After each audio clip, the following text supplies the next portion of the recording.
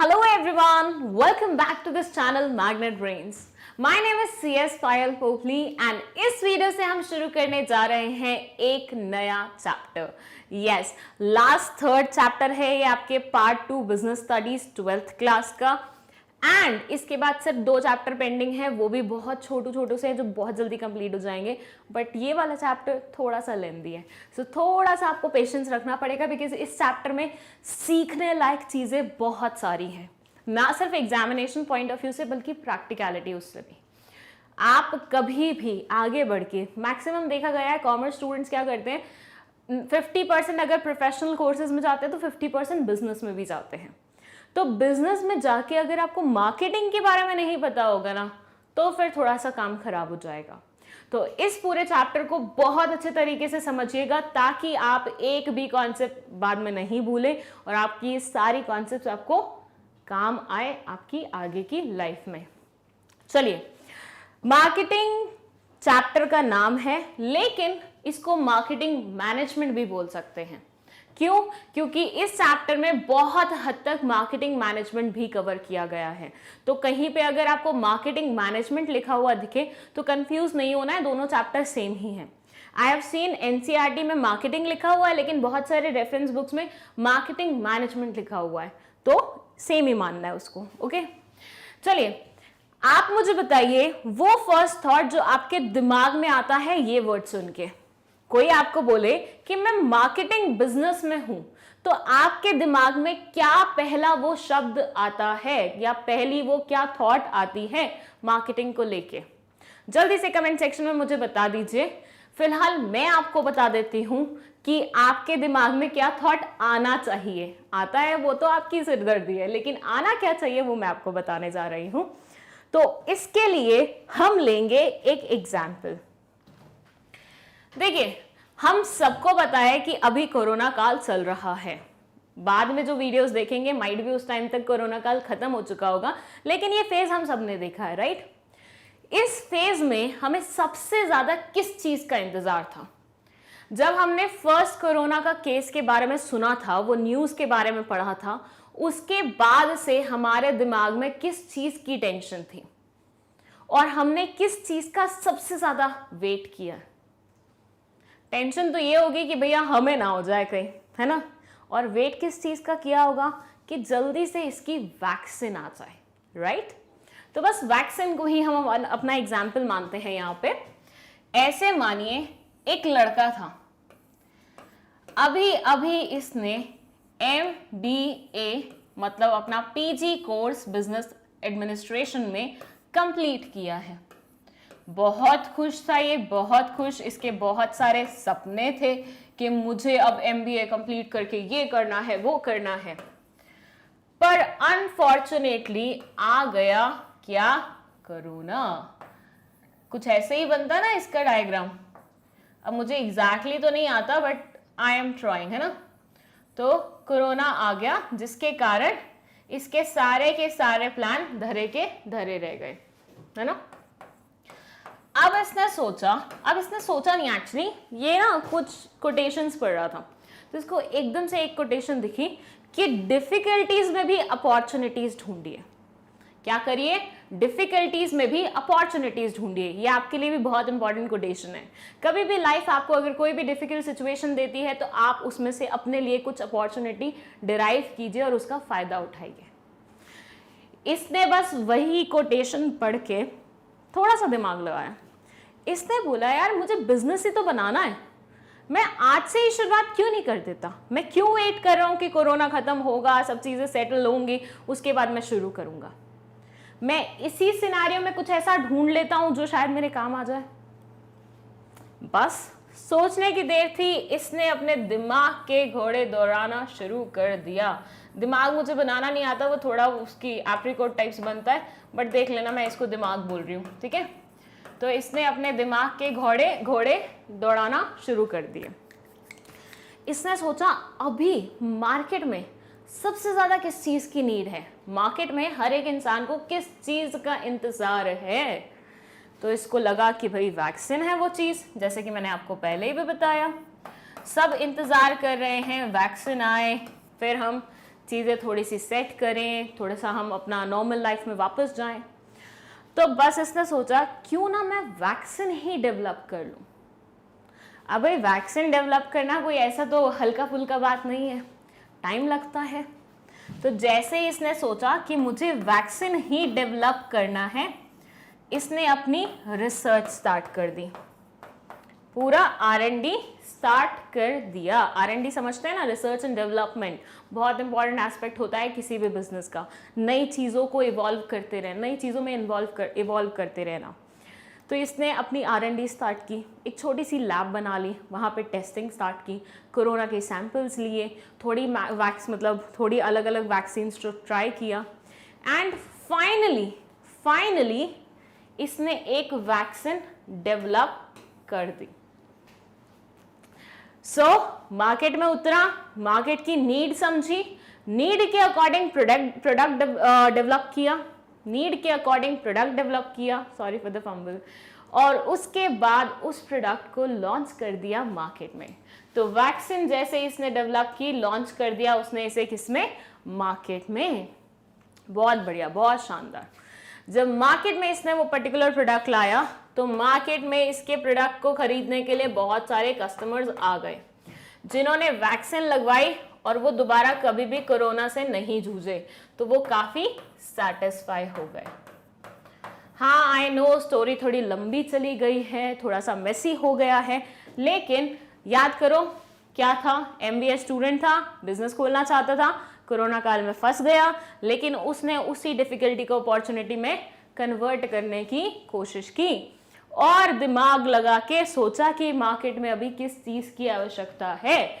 Vaccine की आवश्यकता देखते हुए इसने इसमें रिसर्च करना शुरू कर दिया, और जैसे ही रिसर्च करना शुरू किया इसने एक वैक्सीन फाइनली डेवलप कर ली, और जब डेवलप की मार्केट में लॉन्च की, टेस्टिंग वेस्टिंग के सबके बाद, अप्रूवल के बाद, जब भी कोई मेडिसिन आते हैं ना, वो ऐसे ही आप मार्केट में नहीं ला सकते, उसके लिए अप्रूवल लगते हैं गवर्नमेंट अथॉरिटीज़ के, ठीक है। तो गवर्नमेंट अथॉरिटीज से अप्रूवल ले लिए, फाइनली उस वैक्सीन को मार्केट में लेके आए, और इन्होंने आगे अपना काम चलाया कैसे कि लोग उस वैक्सीन को खरीदने लग गए, जब खरीदा तो कस्टमर सेटिस्फाई होने लगे, और यही तो होता है हमारा मार्केटिंग। यस, ये जो पूरी प्रोसेस मैंने आपको बताई है, जो पीछे लिखी हुई है सारी प्रोसेस, इसी को मार्केटिंग बोलते हैं। मार्केटिंग का मतलब होता है पहले मार्केट का रिसर्च करना, समझना लोगों की नीड्स क्या है। एक बार लोगों की नीड समझ में आ गई, उसके बाद उन नीड्स के अकॉर्डिंग आप प्रोडक्ट डेवलप करते हैं, एंड प्रोडक्ट डेवलप करने के बाद आप कस्टमर्स को सेटिस्फाई करते हैं, और यही है हमारा मार्केटिंग। अब देखिए, आपको सुनते ही समझ में आ गया कि सेलिंग से तो डिफरेंट है। पहले मार्केटिंग के बारे में सुन के कैसे आता था कि भैया प्रोडक्ट को बेचना मतलब कैसे भी अप्रोच करके सामने वाले इंसान को, वही मार्केटिंग कहलाता है। यही आया था ना थॉट आपके दिमाग में भी, यही आया होगा, ठीक है, जो भी है। एनीवेज, बस ये है कि मार्केटिंग मतलब सेलिंग से डिफरेंट होता है, उसके बियॉन्ड होता है। सेलिंग में जो चीजें होती हैं उसके बियॉन्ड जाता है, एंड इन दोनों के डिफरेंसेस तो हम ऑब्वियसली कवर करने ही वाले हैं हमारी फ्यूचर वीडियोस में। बट फिलहाल हमने मार्केटिंग के एग्जाम्पल को समझ लिया है, अब थोड़ी सी चर्चा कर लेते हैं हम इसके बारे में, जो भी कंटेंट हमारा NCERT में लिखा हुआ है उसके बेसिस पे। So it's a marketing is a social process. Focus कीजिएगा उन वर्ड्स पे जिन पे मैं थोड़ा सा एम्फेसिस डालती हूँ, ये कीवर्ड्स हैं आपके डेफिनेशन के लिए। Marketing is a social process by which individuals and groups obtain what they need and want through creating, offering and freely exchanging products and services of value with others। क्या मतलब हुआ इसका? इसका मतलब ये हुआ कि मार्केटिंग एक सोशल प्रोसेस है जिसमें इंडिविजुअल्स और ग्रुप्स मिलके एक दूसरे की नीड्स समझते हैं, उन नीड्स के ऊपर वर्क करते हैं, कुछ प्रोडक्ट या सर्विस में उसे कन्वर्ट करने की कोशिश करते हैं, और फिर उन सर्विसेज और गुड्स का एक्सचेंज करते हैं। So this is what we call marketing. सामने वाले की नीड्स को समझना, उसके लिए कोई प्रोडक्ट या फिर सर्विस डेवलप करना, उसे वो प्रोडक्ट या सर्विसेज देना, एंड उससे उसको सेटिस्फैक्शन पहुंचाना। ये होते हैं मेन एस्पेक्ट्स किसके? मार्केटिंग के। तो इसमें आप क्रिएट करते हैं प्रोडक्ट या सर्विस को, फिर सामने वाले को ऑफर करते हैं और फ्रीली एक्सचेंज होता है। फ्रीली एक्सचेंज का मतलब ये नहीं है कि फ्री में आइटम दे रहे हैं, no no no. Freely exchange का मतलब है बिना हिंड्रेंस के, बिना किसी ऑब्स्टिकल के, बिना किसी कठिनाई के, वैसे वाला। नॉट फ्री में आपको कुछ बांटा जा रहा है, यहाँ पे कोई लंगर नहीं चल रहा है यहाँ पे। The marketer work hard to discover the needs and wants of customers and try to develop products and services which would satisfy him। जो लाइन हमने ऊपर थोड़ी सी डिफिकल्ट वे में पढ़ी है उसका ही सिंप्लीफाइड वे है ये। जिन बच्चों को सिंप्लीफाइड वे लिखना पसंद है वो इस पर्टिकुलर चीज को रेफर कर सकते हैं। कुछ नहीं बोल रही है, ये भी यही बोल रही है कि एक इंसान होता है जिसे हम मार्केटर बोल सकते हैं। जो भी मार्केटिंग वाली चीज अपने दिमाग में रखता है या मार्केटिंग वाली चीज कर पाता है ना, वो मार्केटर बन जाता है। ठीक है, तो एक मार्केटर होता है जो बहुत ज्यादा हार्ड वर्क करता है, और हार्ड वर्क करके वो क्या करता है, डिस्कवर करता है कि मार्केट में अभी किस चीज की नीड है, किसको किस चीज की जरूरत है, और फिर वो प्रोडक्ट बना के उसे डिलीवर करके सेटिस्फाई करता है। तो यहाँ पे देखिएगा ध्यान से, मैं ना कुछ पॉइंट्स बता रही हूं जो आपकी एक्सप्लेनेशन में होने चाहिए। First, discover what needs and wants, then try to develop what product और सर्विसेज। कुछ बच्चों को लगता है मार्केटिंग का मतलब है सिर्फ प्रोडक्ट्स को डिलीवर करना, नहीं, सर्विसेज भी इसका पार्ट है। Which would satisfy them. ये 5 चीजें, ये 5 कीवर्ड्स तो आपके एक्सप्लेनेशन में होने ही चाहिए, क्योंकि किसी को भी अगर आपको मार्केटिंग का मतलब समझाना है ना तो इन 5 पॉइंट्स के बिना काम नहीं चलेगा। ठीक है, आइए वापस। All the firms try to produce the products which will be demanded by satisfying customers needs and wants। सारे के सारे फर्म्स वो प्रोडक्ट्स या फिर वो चीजें बनाने की कोशिश करते हैं जो कि कस्टमर द्वारा डिमांडेड होती हैं, ताकि कस्टमर की नीड्स एंड वांट्स को सेटिस्फाई किया जा सके। Then there are 3 primary purposes of marketing. अच्छा, इसको ध्यान से सुनिएगा थोड़ा सा। ये बोलते हैं कि मार्केटिंग के 3 मेन पर्पसेस होते हैं।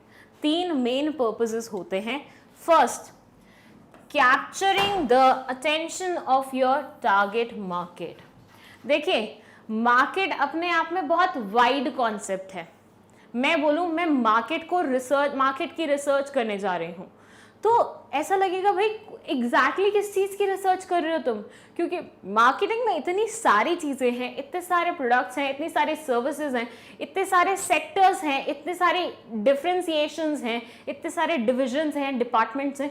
आप एग्जैक्टली क्या करने जा रहे हो, तो आपको स्पेसिफाई करना होता है कि मार्केट में कौन से वाले एरिया को, कौन से वाले ऑडियंस को, कौन से वाले कस्टमर बेस को आप टारगेट कर रहे हैं। फर्स्ट से मैं बोलती हूँ कि मैंने सोचा मुझे बिजनेस खोलना है, ठीक है, बहुत बढ़िया। अब मुझे सबसे पहले सोचना पड़ेगा कि मुझे प्रोडक्ट्स कौन से बनाने हैं और उन प्रोडक्ट्स को खरीदने वाले लोग कौन से हैं। फर्स्ट से मैं बोलती हूँ मुझे रबर बैंड्स बनाने हैं, ठीक है। अब रबर बैंड्स मैक्सिमम कौन खरीदता है, लड़कियाँ। वैसे आजकल तो लड़के भी खरीदते हैं, मेरे खुद के भाई ने बड़े बड़े बाल रख लिए थे लॉकडाउन में, बट मैक्सिमम मेजॉरिटी कौन लेता है, लड़कियां लेती हैं। कौन सी एज ग्रुप की, अगर आप बहुत क्यूट सा स्पेशल सा बना रहे हो तो वो छोटे छोटे बच्चे लेंगे, लेकिन आप थोड़ा सा मैच्योर वाला सिंपल वाला बना रहे हो, प्रोफेशनल लुक देने वाला बना रहे हो, तो वो नॉर्मल लेडीज खरीदेंगी, नॉर्मल वुमेन, नॉर्मल गर्ल्स खरीदेंगी, ठीक है। और फिर औरतें क्या करते हैं, यूजुअली क्लिप्स लगाती हैं instead of rubber bands, right. तो ऐसे बाइफिकेशन हो जाता है। Now you have to decide what target you are taking. मतलब आप वो छोटे छोटे बच्चों को कवर करना चाह रहे हो तो आपको क्यूट सी बनानी पड़ेंगी थोड़ी सी आपकी रबर बैंड्स। अगर आप वो मिडिल एज वाले लोगों को कवर करना चाह रहे हो तो आपको थोड़ा सा मतलब फैंसी कम नॉर्मल, मतलब थोड़ा बहुत एडिशन वेडिशन लगाना पड़ेगा। और अगर आप मतलब थोड़े और एजेड लोगों को कवर करना चाह रहे हो तो आपको क्लिप्स बनाने पड़ेंगे।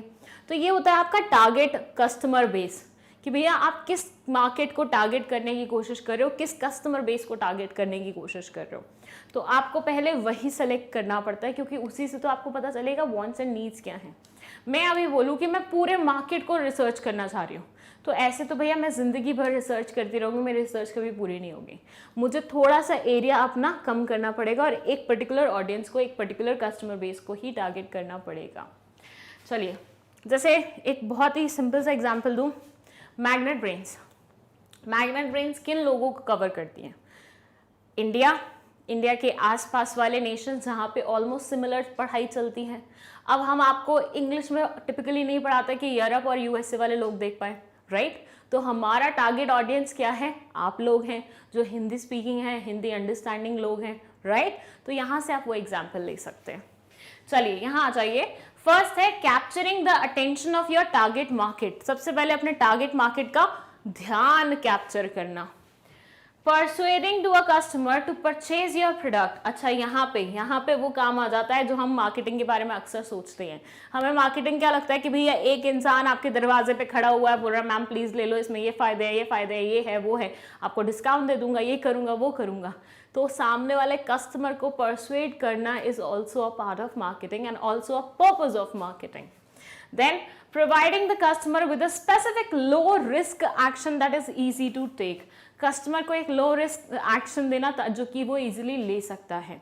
सो इन टोटलिटी मार्केटिंग के 3 बेसिक पर्पसेस होते हैं कि सबसे पहले तो टारगेट ऑडियंस को का ध्यान अपनी तरफ अट्रैक्ट करना, उसके बाद उन्हें परस्यूड करना अपने चीज़ें खरीदने के लिए, अपने प्रोडक्ट्स और सर्विसेज लेने के लिए, एंड देन उन कस्टमर्स को एक specific low risk action provide करना जो कि वो इजीली ले सकते हैं।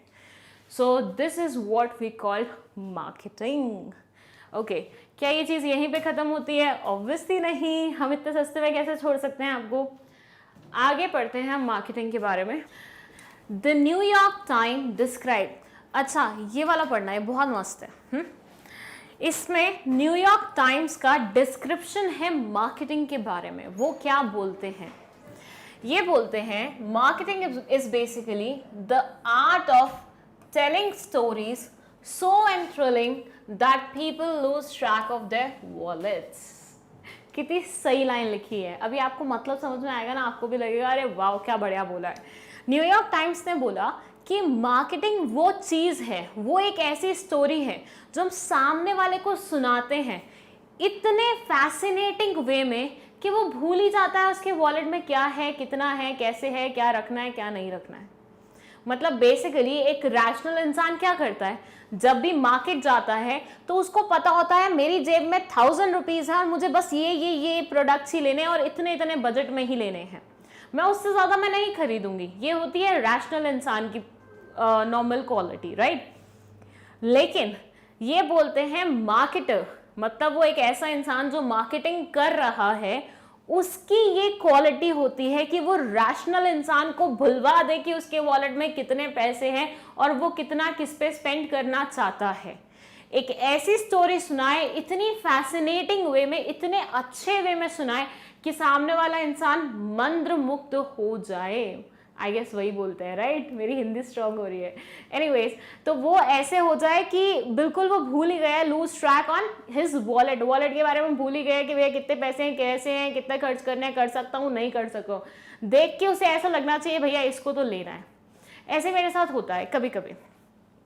मिंत्रा पे कभी कभी स्क्रॉल करते करते ऐसी कुछ आइटम्स आती हैं जो बावजूद इसके कि वो महंगी लग रही होती है, अपन को लगता है यार ये तो खरीदनी है। कुछ हील्स आ जाते हैं, कुछ पम्प्स आ जाते हैं, कुछ वेजेस आ जाती हैं, कुछ भी ऐसा आ जाता है जो इतना फैसिनेटिंग लगता है कि आप भूल जाते हैं कि अभी आपकी अकाउंट में सैलरी क्रेडिट नहीं हुई है और वो खाली पड़ा है।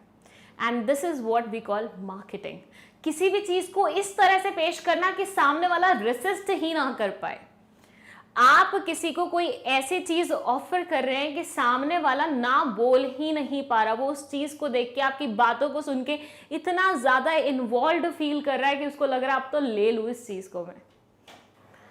बस यही है आपका मार्केटिंग। और ये कितनी प्यारी लाइन है, मतलब आई विल सजेस्ट, ये मुझे एक्चुअली कहीं और से मिली और मैंने इंसर्ट कराई, एनसीईआरटी में मेंशन नहीं थी, बट मुझे ये लाइन बहुत अच्छी लगी। आपको चाहिए कि पेपर में अच्छे मार्क्स आए, इंप्रेस करें आप अपने एग्जामिनर को, तो ये लाइन ज़रूर इंसर्ट करना। Next is traditionally there was no difference between selling and marketing. अच्छा, बहुत अच्छी लाइन लिखी है यहाँ पे, इस चीज़ पे हम आएंगे भी बाद में। ये बोलते हैं कि इनिशियली ना लोगों को सेलिंग और मार्केटिंग में डिफरेंस नहीं समझ में आता था, और एक्चुअली इतना ज़्यादा डिफरेंस था भी नहीं, दोनों एक समान लगते थे कि वही बेचना कहलाया जाता था और वही मार्केटिंग कहलाया जाता था। बट आहिस्ता आहिस्ता आहिस्ता आहिस्ता समझ में आया कि नहीं भाई, ग्लोबलाइजेशन का ज़माना है, सेलिंग और मार्केटिंग सेम नहीं हो सकती। सेलिंग एक छोटू सा एस्पेक्ट है, जबकि मार्केटिंग एक बहुत बड़ा एस्पेक्ट है। मार्केटिंग एक बहुत बड़ी चीज़ है, वाइडर कॉन्सेप्ट कॉनोटेशन के साथ आती है। सो ऐसे में हम बोल सकते हैं कि marketing and selling are two different things. समझे कि नहीं समझे? सो यहाँ पे हमने समझा मार्केटिंग क्या होता है, मार्केटिंग का एक एग्जाम्पल ले लिया, बेसिक डिटेलिंग पढ़ ली। अभी वैसे बहुत सारी चीज़ें हैं मार्केटिंग में समझने लायक, फीचर्स, इंपॉर्टेंस, ये वो सब कुछ पढ़ेंगे हम एक एक करके, लेकिन हमने अभी एग्जाम्पल की मदद से बेसिक आइडिया ले लिया है मार्केटिंग का। अब इसके बाद हम बात करेंगे फीचर्स ऑफ मार्केटिंग के बारे में, और ये सब फिनिश करने के बाद हम जंप करेंगे मार्केटिंग मैनेजमेंट पे। सो आगे की वीडियोस देखते रहिएगा, उनका लिंक आपको कमेंट सेक्शन में मिल जाएगा। कोई भी डाउट है आप कमेंट सेक्शन में लिख सकते हैं, नोट्स चाहिए आपको तो वो आप ले सकते हैं उस लिंक से जो कि डिस्क्रिप्शन बॉक्स में मेंशन है। Thank you so much for watching this video. Hello everyone, welcome back to Magnet Brains. My name is CS Payal Pokli. And इस वीडियो में हम पढ़ने जा रहे हैं फीचर्स ऑफ मार्केटिंग के बारे में। Okay, so in our previous video हम लोगों ने बात की कि मार्केटिंग होता क्या है। मार्केटिंग की कॉन्सेप्ट थोड़ी बहुत डिफरेंट होती है सेलिंग से, हल्को फुल्को सा वो भी डिस्कस किया, एक एग्जाम्पल भी ले लिया, एंड आई होप आपने वो वीडियो देख भी लिया है। अगर नहीं देखा है तो उसका लिंक कमेंट सेक्शन में लिखा हुआ है, आप जाके देख सकते हैं। फिलहाल इस वीडियो में हम मार्केटिंग के फीचर्स को डिस्कस करने जा रहे हैं। अब मैं हर बार की तरह एक लाइन बोलूंगी जो आपको सुननी पड़ेगी, नो मैटर आपको कितनी भी वो क्यों ना लगे कि ये 4 फीचर्स अगर दिए हैं ना, 4 ही है ना, हाँ 4 फीचर्स जो दिए हुए ना, चारों के चारों तमीज से अच्छे से पढ़ने हैं। कोई भी बच्चा ये नहीं बोलेगा कि मैम इतने डिटेल वे में क्यों पढ़ा रहे हो, मैम इतना अच्छे से क्यों कवर कर रहे हो, मैम इतना एग्जाम्पल क्यों दे रहे हो। बेटा केस स्टडी में हम हाल देख चुके हैं, केस स्टडी में इंडिविजुअल पॉइंट्स पिक किए जाते हैं कि बताओ ये कौन से वाला फीचर है, बताओ इसमें किस इंपॉर्टेंस के बारे में बात हो रही है। तो हम बिल्कुल भी 12th क्लास में ये रिस्क नहीं ले सकते कि हम एकदम डिटेल वे में नहीं पढ़ रहे हैं। तो ये रिस्क आप भी मत लीजिएगा ये सोच के कि 5 मिनट बचा लूंगा वीडियो से और उसमें गेम खेल लूंगा, ये कर लूंगा, वो कर लूंगा। छोड़ दो उसे थोड़े टाइम के लिए। 2 महीने रहते हैं पेपर में, मई में आपके पेपर हैं फिलहाल वाले बैच के लिए, बाकी सबके तो मार्च में ही हो जाया करेंगे। तो फिलहाल थोड़ा सा ध्यान देते हुए हर एक फीचर को, हर एक इंपॉर्टेंस को डिटेल वे में पढ़ लो, काम आएगा, लिख के ले लो, साइन करा लो चाहे मुझसे लीगल पेपर्स पे। एनीवेज यहाँ पे 4 फीचर्स मेंशन्ड है। फर्स्ट फीचर है नीड एंड वांट, सेकंड है creating a market offering, third है कस्टमर वैल्यू, देन है एक्सचेंज मैकेनिज्म। ये बोलते हैं मार्केटिंग में क्या क्या होता है। फर्स्ट, कुछ कस्टमर्स होते हैं, कुछ टारगेट मार्केट होता है जिनकी नीड्स को आप समझते हैं। कस्टमर की नीड को, वांट को समझने का सबसे पहले काम आता है हमारे मार्केटिंग में। मार्केटिंग में हम सबसे पहले ये इंश्योर करते हैं कि जो भी मार्केट टारगेट हम ले रहे हैं उसको हम अच्छे से समझें, उनकी नीड्स को हम अच्छे से समझें, उनकी वांट्स को हम अच्छे से समझें और उसके अकॉर्डिंग हम अपना प्रोडक्ट डेवलप करें। सो शुरुआत कहाँ से होती है मार्केटिंग की? यहीं से होती है, लोगों की नीड्स एंड वांट्स समझने से। Second, creating a market offering, मतलब now you have developed the product, आपने अब प्रोडक्ट बना लिया है। अब आपका काम क्या है? आपको उस प्रोडक्ट को लोगों को ऑफर करना है। It will depend upon you only कि आप उसे ऑफर किस तरह से करते हैं। क्या आप उसके फीचर्स के बारे में बात करके उसे बेचते हैं, या फिर आप उसके इंपॉर्टेंस के बारे में बात करके उसे बेचते हैं, या फिर कॉम्पिटिटर से अलग एज लेके फिर बेचते हैं। ये सारा आप पे डिपेंड करता है और यही होता है मार्केटिंग का सेकंड पार्ट कि आपने प्रोडक्ट डेवलप कर लिया है, now you have to market it, now you have to offer it, you have to offer it to the customers, telling the advantages of having that particular product. उस product को होने से उनको क्या फायदा मिलेगा, इसके बारे में उनको बता के आप क्या करते हैं, अपनी सेल इंक्रीज करते हैं। So this is second feature. Third feature is customer value. भाई देखिए, बहुत ही कम कस्टमर ऐसे होते हैं, मैं एक वर्ड यूज करने वाली थी but I should not use it, बहुत ही कम ऐसे कस्टमर्स होते हैं जो बिना वैल्यू के भी प्रोडक्ट को खरीद लेते हैं। वैसे आजकल कुछ ज़्यादा ही हो गया है क्योंकि हर किसी के पास फ्री का पैसा पड़ा हुआ है, मतलब ऐसा हो रहा है, लोग ऐसे वो कर रहे हैं कि पेड़ पे लग रहा पैसा उतारो और स्पेंड कर दो। ब्राइब का पैसा, ब्लैक मनी, पैरेलल इकोनॉमी, इन सब से पैसा कमा के, करप्शन वाला पैसा कमा के वो उसे हवा में उड़ा रहे हैं। नहीं ज़रूरत वाली चीज़ों पे भी स्पेंड कर रहे हैं, नहीं वैल्यू गेन करवाने वाली चीज़ों पे भी स्पेंड कर रहे हैं। बट एक नॉर्मल मार्केट का सिनेरियो ऐसा रहता है कि मुझे कोई प्रोडक्ट से कुछ वैल्यू डिराइव हो रही है तभी मैं उसे खरीदूंगी। मुझे कोई प्रोडक्ट लेके किसी तरह की सेटिस्फैक्शन मिल रही है तो मैं उसे खरीदूंगी। मुझे उससे कोई वैल्यू गेन हो रही है तभी मैं उसे खरीदूंगी, अदरवाइज नहीं खरीदूंगी। सो बेसिकली ये बोलते हैं कि कस्टमर को ये एहसास दिलाना कि भैया इस प्रोडक्ट से आपको क्या वैल्यू मिलने वाली है, इस प्रोडक्ट से आपको किस तरह से सेटिस्फैक्शन मिलने वाली है। सो ये हो जाता है हमारा third feature. Ultimately selling, marketing, हर एक चीज़ तब तक कंप्लीट नहीं हो सकती जब तक आप कस्टमर को सेटिस्फाई करने के बारे में नहीं सोचते हैं। अगर मान लीजिए आपका प्रोडक्ट खरीद के कस्टमर को कोई फर्क ही नहीं पड़ेगा तो आपका प्रोडक्ट खरीदेगा ही क्यों? सोच के देखिए बस। नेक्स्ट है एक्सचेंज मैकेनिज्म। भाई गुड्स का ट्रेड जब भी होगा, सर्विसेज का ट्रेड जब भी होगा, तो एक जगह से दूसरे जगह प्रोडक्ट्स जाएंगे कि नहीं जाएंगे? आप मार्केट से कुछ खरीदने जाते हैं, खरीद के आते हैं, उसने आपको बेचा ना, उसने आपको दिया और आपने बदले में उसे पैसे दिए, तो एक्सचेंज हुआ कि नहीं हुआ? बिल्कुल हुआ। तो मार्केटिंग में बिना एक्सचेंज के काम नहीं चलता है। ये पूरा ही सिस्टम एक्सचेंज मैकेनिज्म पे बेस्ड होता है। सो फीचर्स में ये मोटा मोटा क्या बोल रहे हैं कि सबसे पहले लोगों की नीड्स एंड वांट्स को समझ लीजिए, अच्छे से समझ लीजिए। उसके बाद आप प्रोडक्ट डेवलप कीजिए, उस प्रोडक्ट को इस तरह से ऑफर कीजिए लोगों को कि वो उसे ना बोल ही नहीं पाए। एंड देन ऐसा प्रोडक्ट बनाइए जो कस्टमर को सेटिस्फाई कर सके। इकोनॉमिक्स में आपने मार्जिनल यूटिलिटी पढ़ा होगा, याद करो वो कॉन्सेप्ट को थोड़ा सा, जब हम इसका डिटेल डिस्कशन करेंगे ना तब I will talk about that. फिर है एक्सचेंज मैकेनिज्म। मार्केटिंग बिना एक्सचेंज के हो ही नहीं सकता। मैं आपको गुड्स दूंगी, आप मुझे पैसे देंगे, तभी तो काम चलेगा, राइट? बस ये हैं हमारे 4 फीचर्स मार्केटिंग मैनेजमेंट के। चलिए अब एक एक करके हर एक फीचर को एग्जाम्पल की मदद से समझते हैं अपन, ठीक है? So let's begin with need and want. Okay, so need and want को हम समझेंगे एक छोटू से बच्चे की हेल्प से। यस, मानिए एक ये बहुत क्यूट सा छोटा सा बच्चा है, बिल्कुल नया नया, मतलब 2-1 साल का नहीं, 1 साल का हुआ अभी है, ठीक है? 1 year old चाइल्ड का हम एग्जाम्पल ले रहे हैं।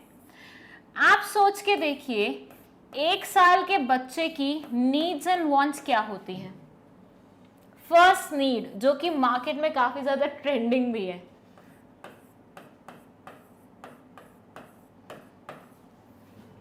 क्या आप जानते हैं ऑनलाइन साइट्स पे सबसे ज्यादा जो बिजनेस अच्छा चल रहा है ना वो इन सब चीजों का चल रहा है, स्पेशली पैम्पर्स। आई नो सुनने में कैसा साउंड करता है, वियर्ड सा, लेकिन इट इज हैपनिंग। ये एक ऐसी चीज है जो आजकल कोई रेसिस्ट नहीं कर सकता। जिनके भी घर पे बच्चे हैं वो ये सब चीजें लेते ही हैं। तो इस बच्चे की नीड है डायपर्स। सेकेंड, वो बेबी टॉयज आते हैं ना, माइट भी आपके घर में बच्चे होंगे तो आपको पता होगा, जो उनकी टीथ्स में वो करने के लिए मदद करते हैं। मतलब ऐसे टॉयज होते हैं, बच्चों की क्या आदत होती है, जब उनके दांत आ रहे होते हैं तो उनको ना हर एक चीज चबाना बड़ा अच्छा लगता है। तो आजकल स्पेशली ना उसके लिए टॉयज ऐसे आ रहे हैं जो वो चबाए भी ना तो उनको हार्म नहीं पहुंचे। सोच के देखिए कितना एवोल्यूशन हो गया है। आपके घर में बच्चे होंगे तो आप इस चीज़ को जानते होंगे, नहीं है तो मैं बता रही हूँ। ग्रोइंग ईयर्स में जब बच्चों के टीथ आ रहे होते हैं तो उस टाइम पे उनके लिए स्पेशली ऐसे टॉयज निकाले गए हैं जिनको वो बार बार चबाते रहेंगे तो उनको कोई हार्म नहीं पहुंचेगा। वो टॉयज बहुत ही अच्छी क्वालिटी के हैं, without any chemicals use in it. तो ऐसे टॉयज जिनको बेबी टॉयज बोला जाता है वो उनकी नीड और वांट में आएंगे, मतलब नीड में नहीं होंगे तो वांट में आएंगे, राइट। उसके बाद बेबी फूड। एक जमाना हुआ करता था कि बेबी की फीडिंग प्रॉपरली मॉम के थ्रू हुआ करती थी, बट आज की डेट में बेबीज के लिए बहुत सारे अलग अलग किस्म के फूड आ गए हैं। When I was a child, मेरे को याद है सेरेलैक रहता था, बस एक आइटम रहता था बच्चों को खिलाने का, सेरेलैक, और वही खिलाती थी मेरी मम्मी बचपन में। लेकिन आज की डेट में देखा जाए तो इतनी सारी चीज़ें आ गई हैं बच्चों के लिए, इतनी सारी चीज़ें आ गई हैं कि अब तो मतलब होड़ लग गई है कंपटीशन की। अब यहाँ पे हम इन 3 एग्जाम्पल से समझते हैं कि मार्केटिंग का ये फीचर क्या बोलता है। ये बोलता है कि भैया बच्चे की नीड है उसको डायपर्स मिले, उसकी वांट है उसको बेबी टॉयज मिले, उसकी नीड है बेबी फूड मिले, राइट।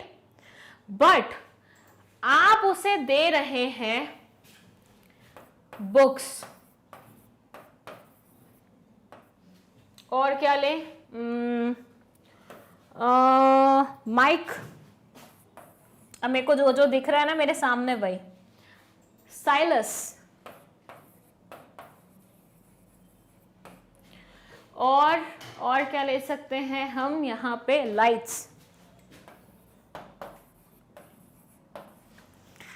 हम बच्चों को ऑफर कर रहे हैं बुक्स, माइक, स्टाइलस, लाइट्स, सारे एग्जाम्पल इसी रूम से पिक किए गए हैं। आप मुझे बताइए कितनी हद तक ये सारे प्रोडक्ट्स बेबी को सेटिस्फाई कर पाएंगे। यहाँ पे आप बेबी को एज अ बेबी मत देखो, एज अ कस्टमर देखो। हाँ, माइट भी इनके बिहाफ पे डिसीजन इनके पेरेंट्स लेते हैं, लेकिन लेते तो इन्हीं के लिए हैं, इनकी सहूलियत के लिए लेते हैं, राइट। बच्चों को ही तो सेटिस्फाई करना होता है, बच्चों को ही तो चुप कराना होता है, राइट, वही होता है ना। तो बस यहाँ पे क्या बुक्स, माइक, स्टाइलस, लाइट्स, ये सारी चीजें बच्चों को चुप करा पाएंगी या बच्चों को इन्वॉल्व रख पाएंगे किसी चीज में? ऑब्वियसली नहीं। तो अगर आपका टारगेट ऑडियंस बेबीज हैं, अगर आपका टारगेट ऑडियंस या टारगेट मार्केट बेबीज हैं, तो आपको यही प्रोडक्ट्स उनको डिलीवर करने पड़ेंगे, यही उनकी नीड्स हैं, यही उनकी वांट्स हैं। और अगर आपको अच्छा मार्केटर बनना है तो आपको अपने टारगेट कस्टमर्स के नीड्स को समझना पड़ेगा, और मार्केटिंग में हम करते भी यही हैं। So it says the focus of marketing is need and want of customers. किसी भी मार्केटर का जो फोकस होता है या मार्केटिंग का जो फोकस होता है वो उसके कस्टमर की नीड्स एंड वांट्स होती हैं। Then all the activities in the market are carried out with the main motive of satisfying needs and wants of the customers and organizations. जितनी भी चीजें मार्केटिंग में होती हैं वो सिर्फ और सिर्फ सेटिस्फाई करने के लिए होती हैं, किनको? कस्टमर्स को। कस्टमर्स की सेटिस्फैक्शन सबसे ज्यादा इंपॉर्टेंट है। चलिए, एक एग्जाम्पल तो हमने बेबीज का ले लिया, दूसरा एग्जाम्पल ले लेते हैं हम ऑनलाइन टीचर्स का। आजकल ऑनलाइन टीचर्स बहुत सारे हो गए हैं, हम खुद भी हैं तो क्या कर सकते हैं। अब ऑनलाइन टीचर्स को किस किस चीज की रिक्वायरमेंट हुई लॉकडाउन के बाद? Mic, camera, lights, smart board,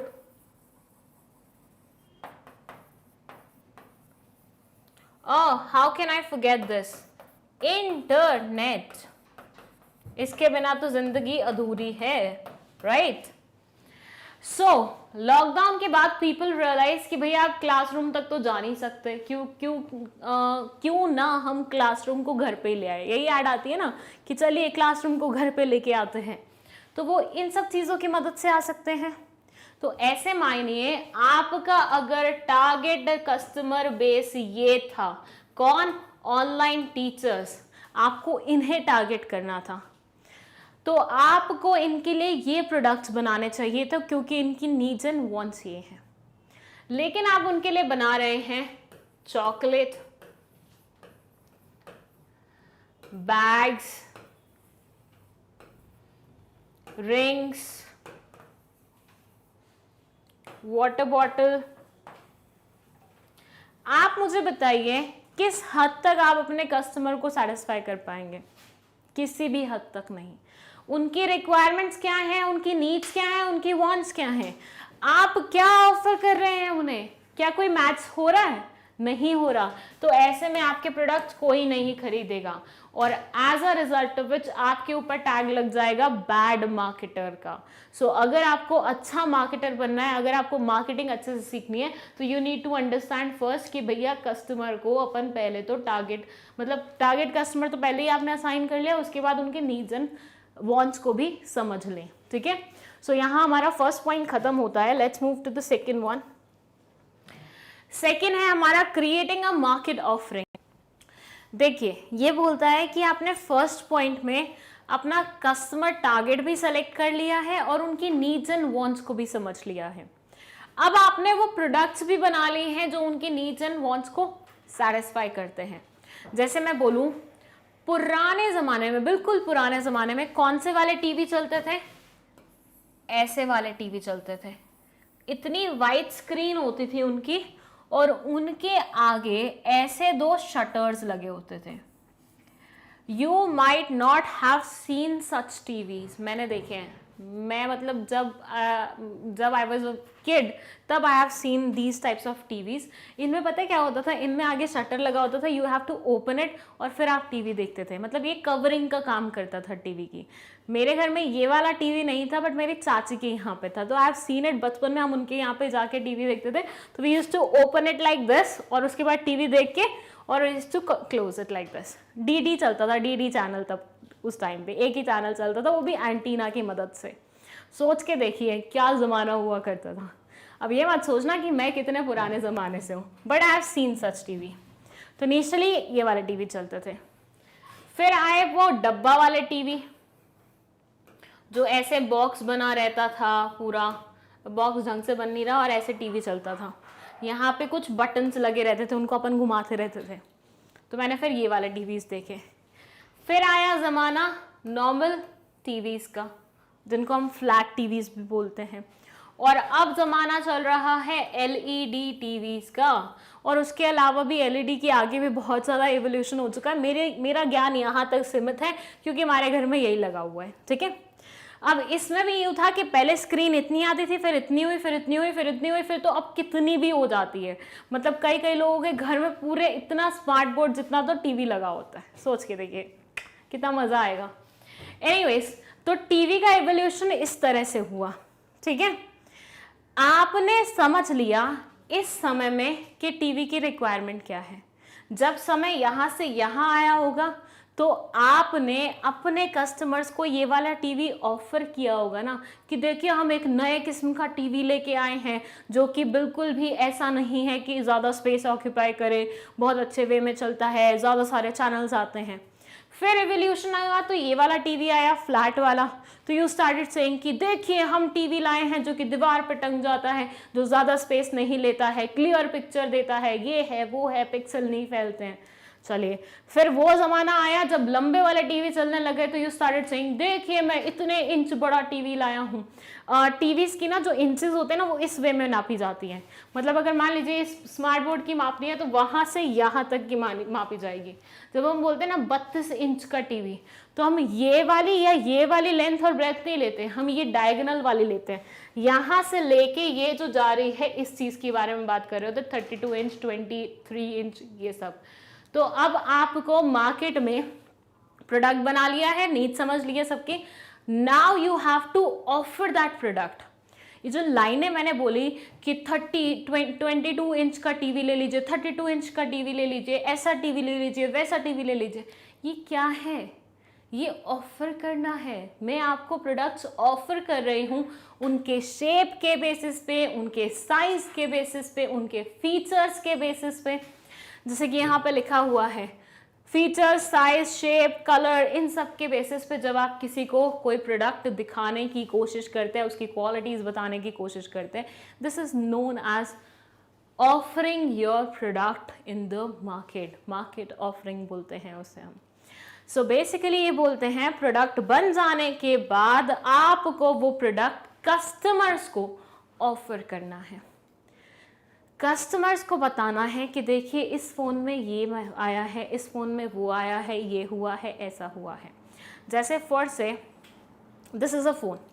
अब इसके बारे में क्या बोला जाता है कि भैया इससे हम रियल लाइफ की शूटिंग कर सकते हैं, फिल्म की शूटिंग कर सकते हैं। आजकल ऐड भी चल रही है, आप लोगों ने देखा होगा, बहुत सारे टीवी चैनल्स पे ये ऐड चल रही है कि iPhone 12 Pro से हम नॉर्मल जैसे फिल्म की शूटिंग होती है वो कर सकते हैं। टीवी मतलब वो उस पे बैठे हुए हैं टेरेस पे और वो लोग शूट कर रहे हैं इधर से। इतनी क्वालिटी अच्छी दिखाने की कोशिश हो रही है। This is what, this is called market offering. वो आपको प्रोडक्ट की स्पेशल चीज़ों के बारे में बता रहे हैं ताकि आपका मन ललचाए और फिर आप उसे लेने की कोशिश करें। सो जब भी आप टीवी देखते होंगे, बहुत सारी एडवर्टीजमेंट्स आती होंगी, यूट्यूब पे भी बहुत सारी एडवर्टीजमेंट्स चलती रहती हैं बीच में वीडियोस में। ये सारे ही लोग या ये सारी ऑर्गेनाइजेशन क्या करने की कोशिश कर रही होती हैं, ये मार्केट ऑफरिंग करने की कोशिश कर रही होती हैं।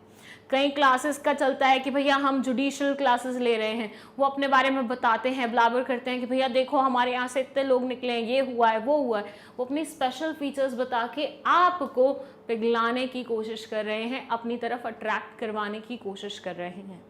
And this is second feature of marketing, that is market offering. चलिए वापस आते हैं। ये बोलता है market offering means offering a product or service by specifying its features, shape, size, color, etc. आप जब किसी भी प्रोडक्ट के फीचर्स के बारे में बताते हैं कि देखो इतना बढ़िया है, कम जगह लेगा, ऐसे चलेगा, वैसे नहीं चलेगा, इंटरनेट से चल जाएगा, बहुत हाई स्पीड देता है, उसके पिक्सल बिल्कुल नहीं फटते, ये सारे इसके फीचर्स होते हैं।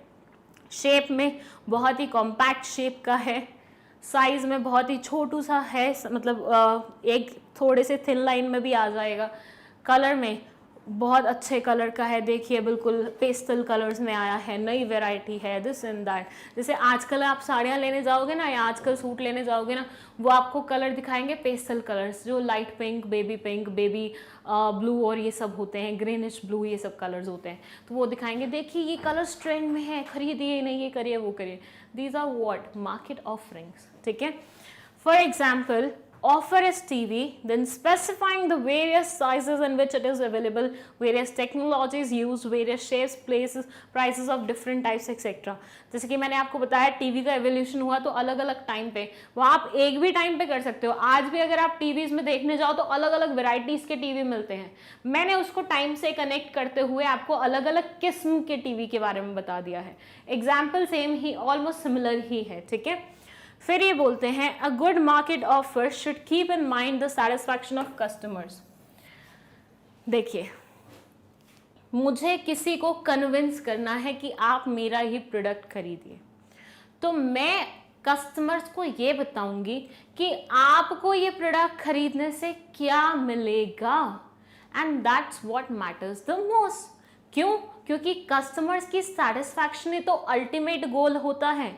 अगर एक कस्टमर सेटिस्फाई हो जाए तो फिर आपको आगे उतना ज़्यादा प्रमोशन में करने की ज़रूरत भी नहीं पड़ती।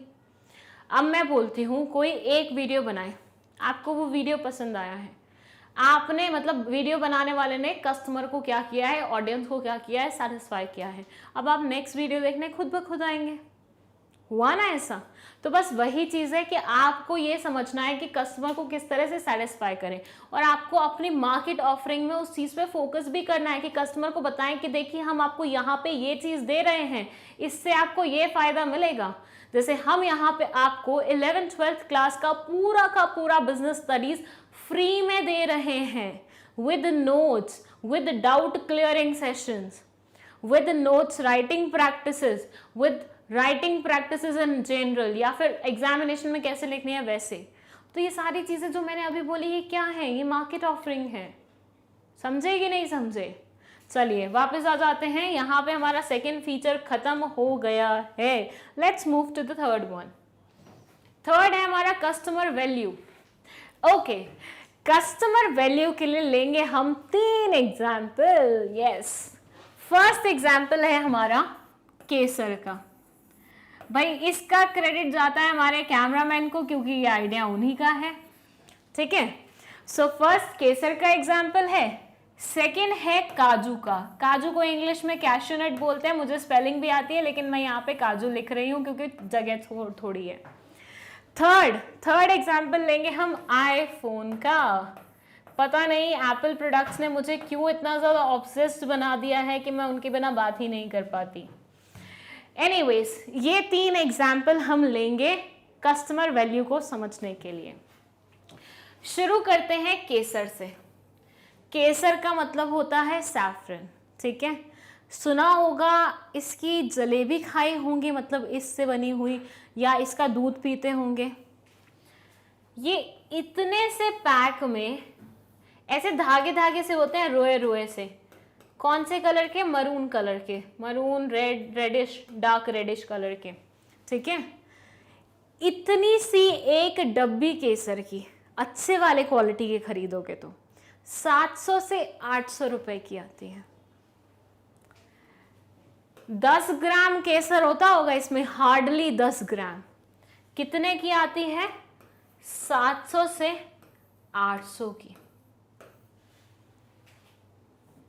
मैं बहुत बार ऐसे गई हूँ कहीं पे जहाँ पे मुझे केसर की डब्बियाँ ऐसे लटकी हुई दिख गई। वो होता है ना, कुछ कुछ ग्रोसरी शॉप्स पे आपको बाहरी प्रोडक्ट्स दिख जाते हैं, और मैं बहुत खुश होकर बोलती हूँ भैया ये भी देना एक। क्या है ये, कितने का है ये? वो बताते हैं मैम ये केसर है और ये 700 रुपये की डब्बी है। और मैं एक ही सेकंड में बोल देती हूँ नहीं नहीं, आई डोंट लाइक केसर, छोड़िए इसको मत दीजिए। ऑब्वियसली मैं उतने से पैकेट के लिए 700 से 800 रुपये नहीं खर्च करना चाहूँगी। अब ये मैं अपनी पर्सनल प्रेफरेंस के अकॉर्डिंग ले रही हूँ, because I don't like Kesar much. तो जब कोई चीज़ मैं इतना ज़्यादा पसंद भी नहीं करती, उस चीज़ को खरीदने से मुझे उतनी ज़्यादा सेटिस्फैक्शन भी नहीं मिलती, तो क्या मैं उसके ऊपर इतना सारा पैसा लगाना चाहूँगी? बिल्कुल भी नहीं। भाई मैं तो ऐसी हूँ कि भाई मुझे किसी चीज़ से सेटिस्फैक्शन मिल भी जाए तब भी मैं इतना महंगा प्रोडक्ट नहीं खरीदूंगी, स्पेशली जब साइज इतना छोटा होगा तो। सो बेसिकली केसर, नो मैटर कितना भी आपको पसंद क्यों ना हो, लेकिन अगर छोटू से पैकेट को आपको 700-800 रुपए में खरीदना पड़े तो आपको लगेगा कि यार उतनी तो वैल्यू भी नहीं मिली है, उतनी तो सेटिस्फैक्शन भी नहीं मिली है, क्यों हम इतने रुपए पे कर दें। सो कस्टमर ऐसे प्रोडक्ट्स को खरीदना नहीं चाहेगा।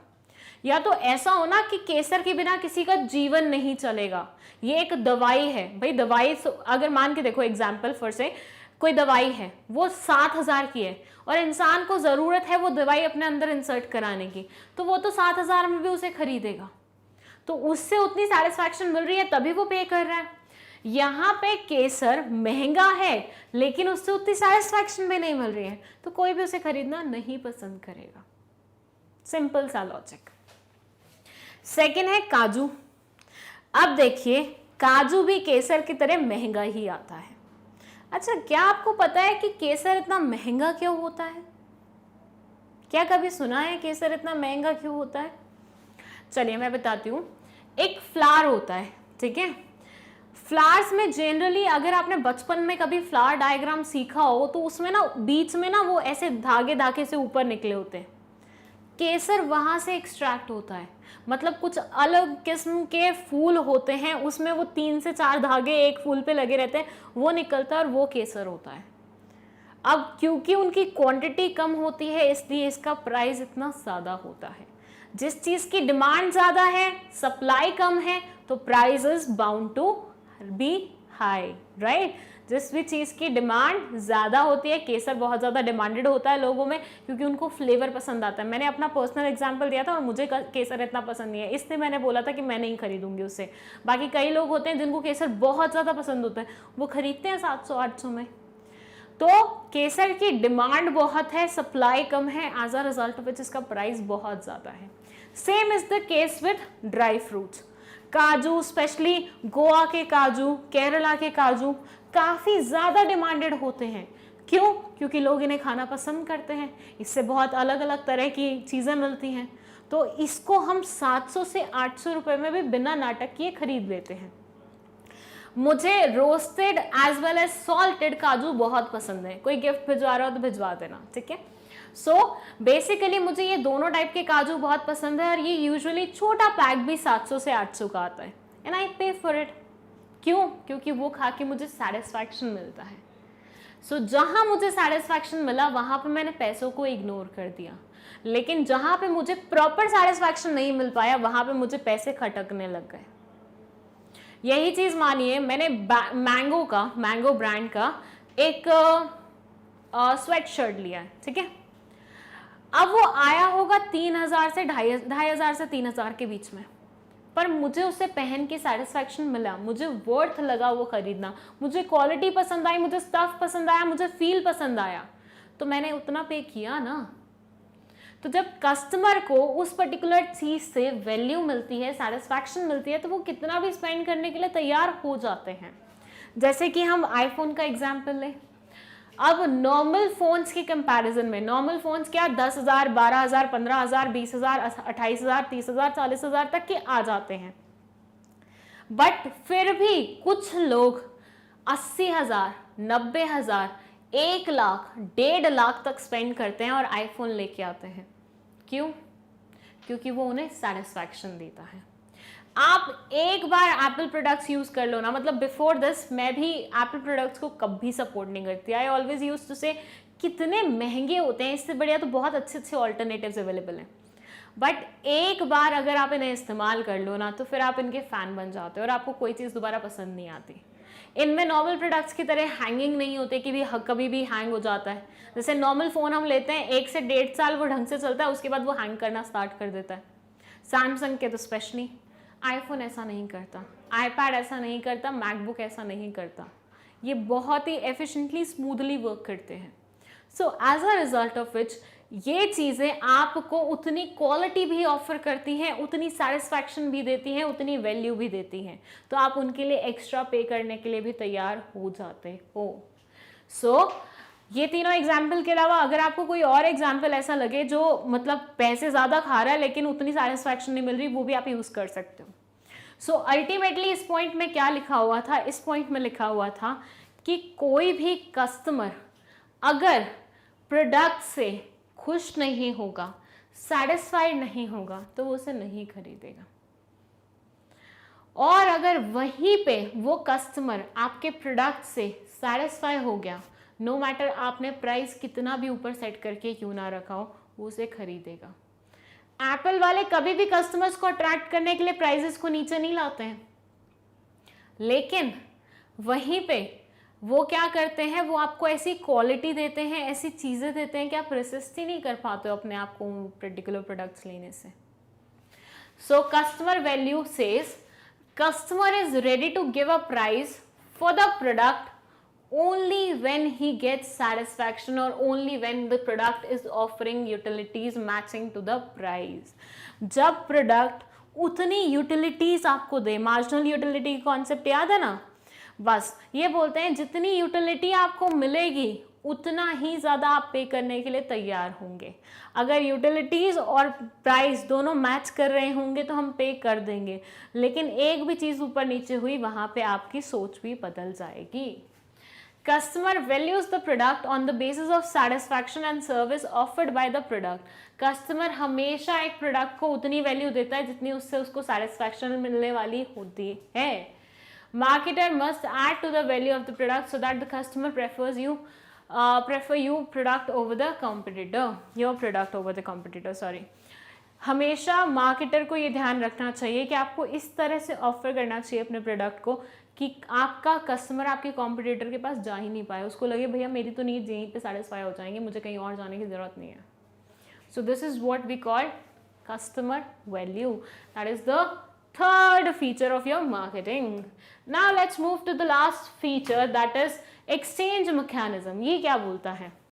एक्सचेंज मैकेनिज्म, थोड़ा सा तो नाम से ही समझ में आ रहा है कि किसी दो पर्सन्स के बीच में लेन देन हो रहा है। रिमेंबर दो टाइम्स जहाँ पे बार्टर सिस्टम चलता था, माइट भी आपने इकोनॉमिक्स में पढ़ा होगा, 10th की इकोनॉमिक्स में I guess it is covered, right. तो बार्टर सिस्टम क्या होता है, एक इंसान के पास कुछ ऐसे प्रोडक्ट होते थे जो उसके पास एक्स्ट्रा होते थे, राइट। वो एक्स्ट्रा प्रोडक्ट्स दूसरे इंसान को दे देता था और उससे वो चीज ले लेता था जो उसके पास एक्स्ट्रा होती थी। यही तो होता है बार्टर सिस्टम। दोबारा से समझिए, एक इंसान के पास कोई प्रोडक्ट एक्स्ट्रा है, फर्स्ट है मेरे पास चप्पलें एक्स्ट्रा हैं, फिर है मेरी बड़ी बहन जिसके पास कपड़े एक्स्ट्रा हैं और चप्पलें नहीं हैं, तो वो मुझसे चप्पलें ले लेंगी, मैं उनसे कपड़े ले लूंगी। This is what we call barter system. But फिर आहिस्ता आहिस्ता बार्टर सिस्टम की कॉन्सेप्ट क्या होने लगी, खत्म होने लगी और मनी की कॉन्सेप्ट आ गई। अब मनी की कॉन्सेप्ट क्या बोलती है, मनी की कॉन्सेप्ट बोलती है कि भैया आप प्रोडक्ट दीजिए या लीजिए और इन रिटर्न पैसे दीजिए या लीजिए। फर्स्ट से मैंने यहाँ पे अपनी बहन से हील्स नहीं मांगे, मैंने मिंत्रा से मांगे, तो मिंत्रा ने मुझे हील्स दिए, मैंने उनको पैसे दिए, हुआ ना एक्सचेंज। आपने मुझे कुछ दिया, मैंने आपको कुछ दिया, मैंने आपको पढ़ाया, आपने मुझे थैंक यू बोला, दिस इज व्हाट एक्सचेंज। दो तरफ का लेन देन, मतलब मेरी तरफ से कोई चीज गई है, आपकी तरफ से कोई चीज आई है। तो यहां ये बोलते हैं मार्केटिंग का मेन एसेंस एक्सचेंज ही होता है। मार्केटिंग का मतलब क्या होता है, गुड्स सामने वाले इंसान को बेचना। तो गुड्स सामने वाले इंसान को बेचना मतलब गुड्स यहां से वहां गए हैं ना, वहां से पैसे आए हैं ना, बस। सो ये बोलते हैं the process of marketing involves exchange of products and services for money or money's worth. In exchange, customer pay money and in return they take product or services which satisfy their needs and wants. आप अपनी तरफ से product ले लेते हैं, मतलब सामने वाले की तरफ से प्रोडक्ट ले लेते हैं और उनको पैसे देते हैं और इसी तरह से अपनी नीड्स एंड वांट्स को सेटिस्फाई करते हैं। Exchange can take place directly between manufacturer and customer or through middlemen. ये बोलते हैं कि मैन्युफैक्चरर चाहे तो खुद भी कस्टमर को डायरेक्टली कोई चीज दे सकता है, जैसे कि आजकल ऑनलाइन साइट्स आ गए हैं, राइट। अब ऑनलाइन साइट्स में क्या होता है, आपको बल्क ऑर्डर लेना है, मतलब मुझे अपने ऑफिस के लिए 100 चेयर्स चाहिए, तो ऐसे में मैं डायरेक्टली मैन्युफैक्चरर को कांटेक्ट करूंगी, मैं बोलूँगी भाई 100 चेयर्स चाहिए, दिलवा दे, तो वो डायरेक्टली मुझे भेज देगा।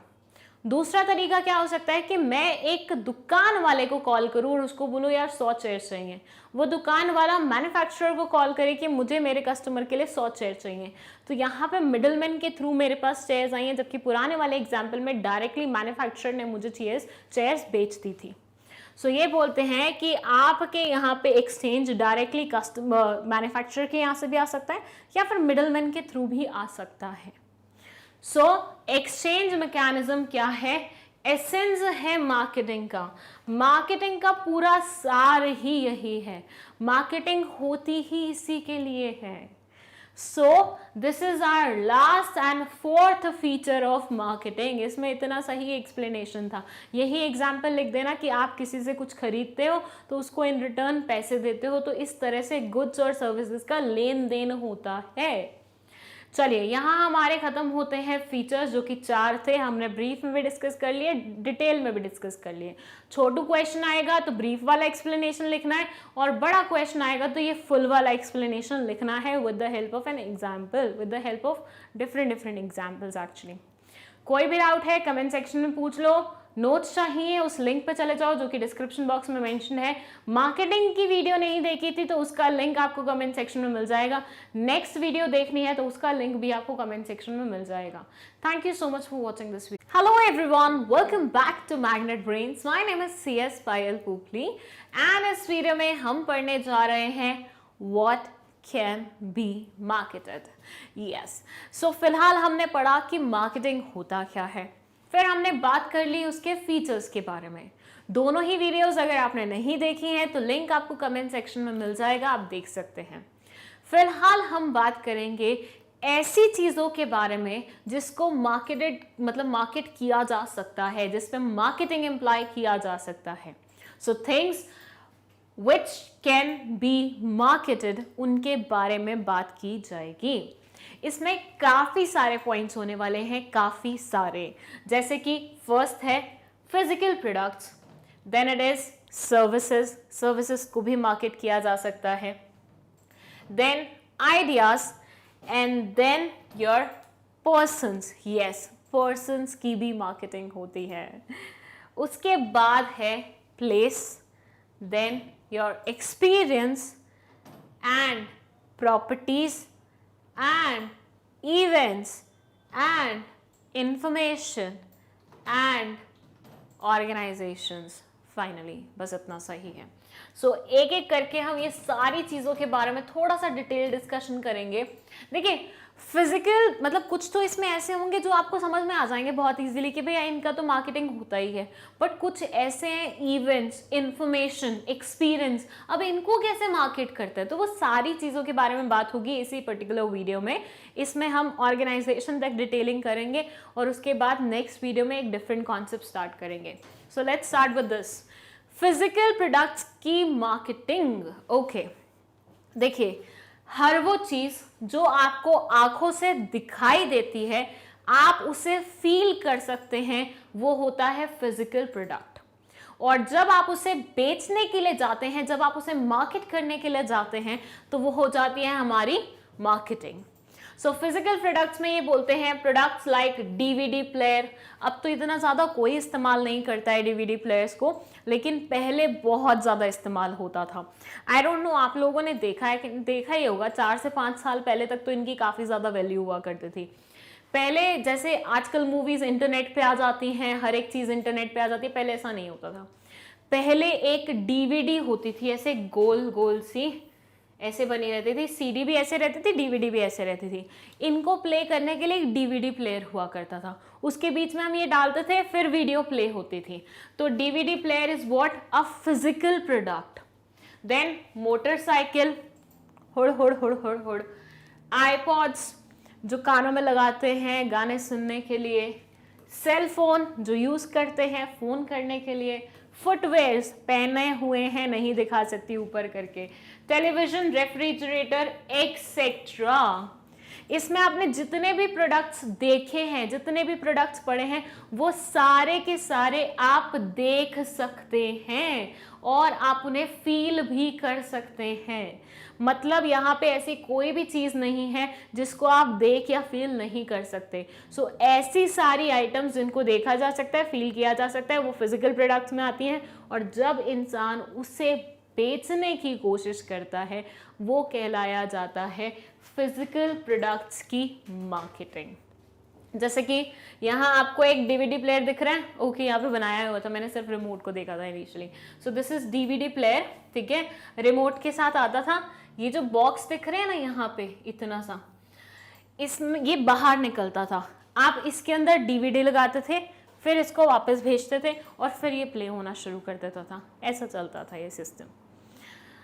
आई एम श्योर ये आपने देखा होगा, मतलब इतने भी पुराना सिस्टम नहीं है ये. फिर रेफ्रिजरेटर इस तरह से दिखता है, दिख रहा है आपको आँखों से और आप इसको फील भी कर सकते हैं. टीवी अगेन आप देख सकते हैं, फील भी कर सकते हैं. तो फिजिकल प्रोडक्ट्स की मार्केटिंग होती है और ये कुछ प्रोडक्ट्स यहाँ पे आपके एग्जाम्पल के लिए मेंशन्ड भी हैं. ठीक है, नेक्स्ट हम बात करते हैं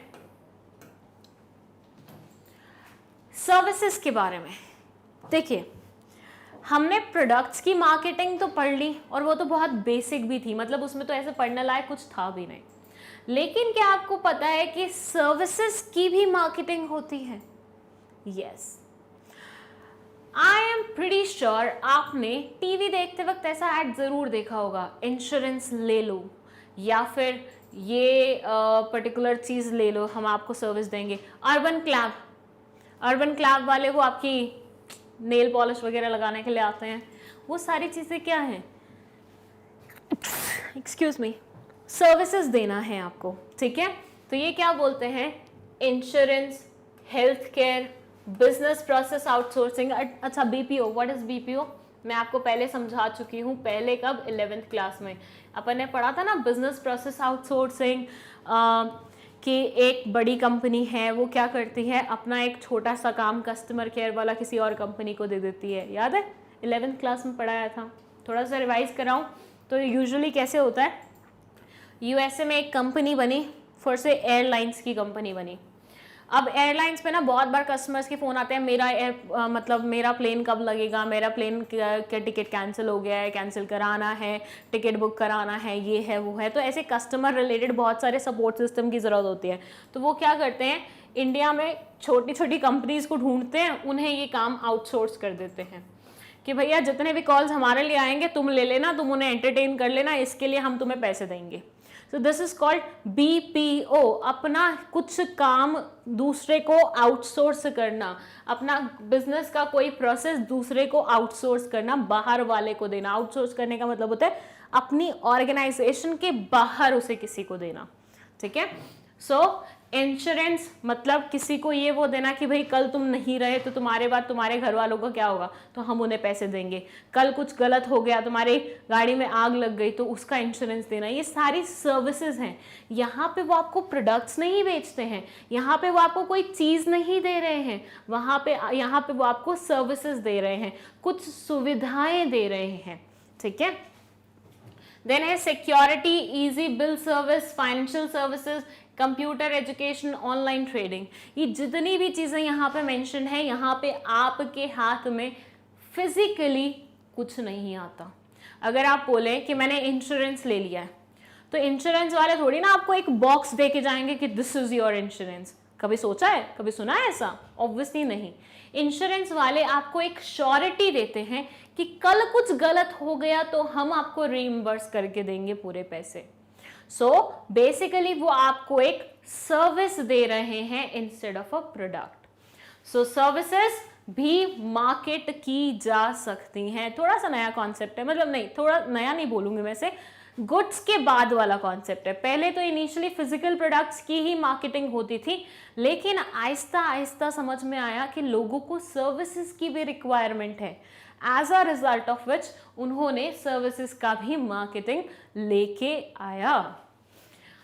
जैसे कि यहाँ पे आप देख सकते हैं, डॉक्टर भी आपको क्या देता है, सर्विसेज देता है ना। आप जाते हैं वहाँ पे, जैसे मेरी आँख में 2-3 दिन से कुछ चल रहा है तो मैं डॉक्टर के पास जाऊँगी, डॉक्टर मेरी आँख को देखेगा, बीमारी बताएगा, मुझे इलाज का तरीका बताएगा, फिर उसके बाद दवाई वगैरह देगा। तो दिस इज़ व्हाट, वो मुझे सर्विसेज प्रोवाइड कर रहा है, गुड्स नहीं प्रोवाइड कर रहा है ना। तो ये भी चीज़ की मार्केटिंग हो सकती है। जैसे तुम देखते होगे कि बहुत बार ऑनलाइन खोलो तो बहुत सारे डॉक्टर्स की ऐड आती रहती है कि इनके पास जाइए, आपकी सारी बीमारियां दूर कर देंगे, कार्डियोलॉजिस्ट ये वाले हैं, ये कर देंगे, वो कर देंगे, इंश्योरेंस लेना है हमारे पास आइए, LIC के पास, जनरल बीमा वाले के पास जाइए, ये करिए वो करिए। सारी चीज़ें क्या हैं, ये तरीके हैं आपको अपनी तरफ अट्रैक्ट करने के। मार्केटिंग सर्विसेज की भी हो सकती है, और सर्विसेज में क्या क्या आता है उसके एग्जाम्पल यहाँ पे लिखे हुए हैं। Let's move to the next one, that is ideas. Ideas की कैसे मार्केटिंग होती है? ओके, आइडियाज की किस तरह से मार्केटिंग होती है? आपने कभी कोई ऐसा सीरियल देखा है जहाँ पे एक इंसान एडवर्टीजमेंट के लिए पूरा आइडिया क्रिएट कर रहा हो कि हम इस प्रोडक्ट को एडवर्टाइज इस तरह से करेंगे, और वो फिर सबको प्लान बताता है, सबको बहुत खुशी होती है, तालियां बजाते हैं, और उस चीज़ को हम इम्प्लीमेंट कर देते हैं और वो ऐड बन जाती है। यहाँ पे उसने अपने आइडियाज़ को इस्तेमाल किया है, अपने दिमाग को इस्तेमाल किया है। जैसे आपने देखा होगा, there is this Surf Excel वाला चीज़, सर्फ एक्सेल है या फिर कौन सा ब्रांड है आई डोंट नो, वॉशिंग का ही कोई पाउडर है जो हमेशा जब भी एड्स बनाते हैं ना बहुत इमोशनल वे में बनाते हैं। जैसे लेटेस्ट उनका ऐड है कि कोरोना टाइम चल रहा है, एक बच्चा बुजुर्ग इंसान को कलर नहीं लगा पा रहा है तो वो उसके ग्लव्स में कलर पहुंचा देता है, तो अल्टीमेटली बुजुर्ग को लग जाता है। बुजुर्ग को, बच्चे को कलर वो करना है तो वो एक फैन रखते हैं, फैन के सामने ऐसे कलर्स वाली प्लेट रख देते हैं, वो उड़ते उड़ते बच्चे को लग जाता है। ऐसा बहुत क्यूट सा एक ऐड बना है, देखना आप, वॉशिंग पाउडर का ही है। तो ये ऐड जिसने बनाया होगा उसने अपना आइडिया दिया है, अपने आइडिया को मार्केट किया है। ऐसे बहुत सारे लोग होते हैं जो बहुत सारे आइडियाज दिमाग में लेके रखते हैं और फिर वो उनको देते हैं दूसरे लोगों को कि भैया देखिए मेरे पास ये आइडिया है, आपको पसंद आया तो आपको मुझे पेमेंट करनी होगी और ये आइडिया आपका हो जाएगा। सो यहाँ पे हम आइडियाज की भी मार्केटिंग कर सकते हैं। यहाँ कुछ एग्जाम्पल्स लिखे हुए हैं, like polio vaccination, help page, family planning, donation of blood, red cross, donation of money on flag day, national foundation day for communal harmony. ये सारे आइडियाज हैं और आइडियाज पे कुछ ना कुछ बेस्ड जो भी चीज होगी उसको हम क्या कर सकते हैं, मार्केट कर सकते हैं। चलिए let's move to another one, that is persons.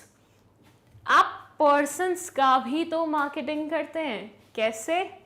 अच्छा मैं बताती हूँ। अभी ना भोपाल में एक हुनर हाट करके मेला लगा हुआ है, ठीक है, 25 मार्च तक चलेगा वो मेला। व्हेन यू एंटर दैट मेला ना, यहाँ पे बड़ा बड़ा लिखा हुआ है हुनर हाट, बहुत शानदार सा लिखा हुआ है, और उसके जस्ट पीछे इतना बड़ा हमारे मोदी जी का फोटो लगा हुआ है। यही तो है हमारा पर्सन्स की मार्केटिंग।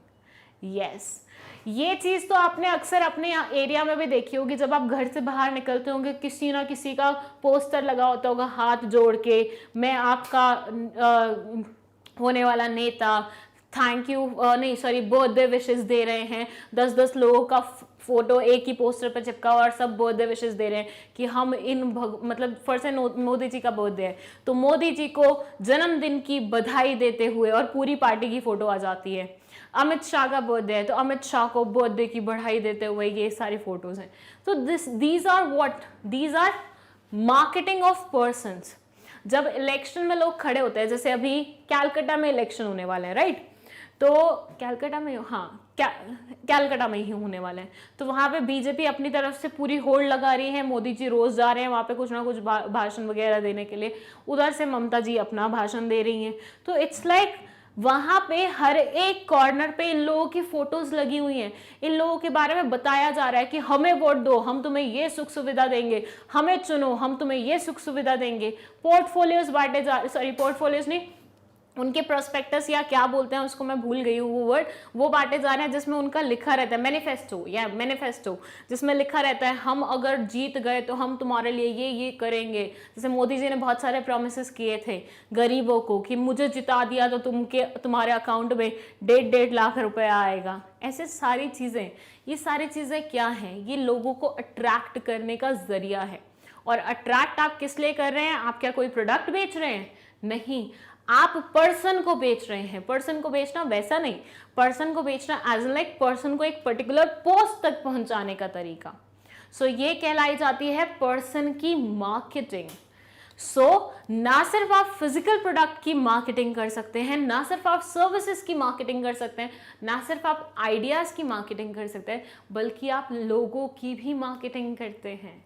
यस, चलिए, so persons for election of candidate of certain post पे जब कोई कैंडिडेट खड़ा होता है, स्कूल का एग्जाम्पल ले लो, स्कूल में भी तो head girl head boy elect होते होंगे।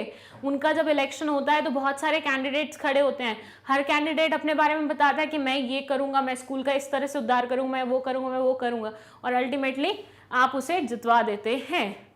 तो ये हो जाता है हमारा पर्सन्स का मार्केटिंग। Next is place. अब प्लेसेस का भी आपने एडवर्टीजमेंट देखा होगा, जैसे कि लेटेस्ट में कौन सी प्लेस का एडवर्टीजमेंट चल रहा है? बाली, मालदीव्स, गोवा, केरला, बहुत सारी प्लेसेस का ऐसे एडवर्टीजमेंट चल रहा है। आप अगर देखेंगे रिसेंटली, मतलब 1.5-2 साल के अंदर ही मैक्सिमम इंस्टाग्राम के इन्फ्लुएंसर्स जो हैं, इन्फ्लुएंसर्स जो कौन होते हैं? जिनकी बहुत सारी रीच होती है, जिनको बहुत सारे लोगों ने फॉलो करके रखा होता है। तो मैक्सिमम जो फॉलो मतलब वो हैं इन्फ्लुएंसर्स, वो आपको मालदीव्स के फोटोज डालते हुए दिखते हैं, वो आपको गोवा के किसी रिजॉर्ट के फोटो डालते हुए दिखते हैं, वो केरला के किसी बोट पे, हाउस बोट में बैठे होते हैं, या फिर वो किसी बाली के डेस्टिनेशन पे खड़े होते हैं। ऐसा क्यों हो रहा है? क्योंकि इन सारे प्लेसेस के रिजॉर्ट्स वालों को ये समझ में आ गया है कि हमें वैसे एडवर्टाइज करने की ज़रूरत नहीं है, हम इन्फ्लुएंसर्स को बुलाएंगे, वो फोटो अपलोड करेंगे, 100 लोग उस फोटो को देखेंगे, उनका मन करेगा आने का और फिर वो भी आ जाएंगे हमारे यहाँ पे। This is again marketing. Marketing का तरीका अलग है लेकिन सोच वही है, ज़्यादा से ज़्यादा कस्टमर को अट्रैक्ट करना है। तो प्रोडक्ट्स की मार्केटिंग हमने देख ली होती है, पर्सन्स की देख ली, आइडियाज़ की देख ली, सर्विसेज की देख ली। ये बोलते हैं भैया प्लेसेस की भी मार्केटिंग होती है। वाराणसी की संध्या आरती, वृंदावन का होली पार्टी, या फिर हम बोले शिमला की बर्फ गिरना, मनाली की बर्फ गिरना, all these things are what, place को किस तरह से फैसिनेटिंग वे में दिखाएं ताकि ज़्यादा से ज़्यादा लोग यहाँ पे घूमने के लिए आएँ, टूरिज्म के लिए आएँ, ज़्यादा से ज़्यादा लोग वहाँ पे जाएंगे, घूमेंगे, खर्चा करेंगे, पैसा स्पेंड करेंगे, वहाँ की इकोनॉमी बढ़ेगी कि नहीं बढ़ेगी, और अल्टीमेटली हर किसी के पास पैसे आएंगे कि नहीं आएंगे, उनके प्रोडक्ट्स बिकेंगे, उनके प्लेस पे रहने का खर्चा होगा। तो ये सारी चीज़ें क्या हैं, दीज आर मार्केटिंग टूल्स। सो हर एक चीज़ की मार्केटिंग होती है आज के डेट में, चाहे वो प्लेसेस ही क्यों ना हो। यहाँ पे कुछ बहुत इंटरेस्टिंग एग्जाम्पल्स लिखे हुए हैं, like visit Agra city of love.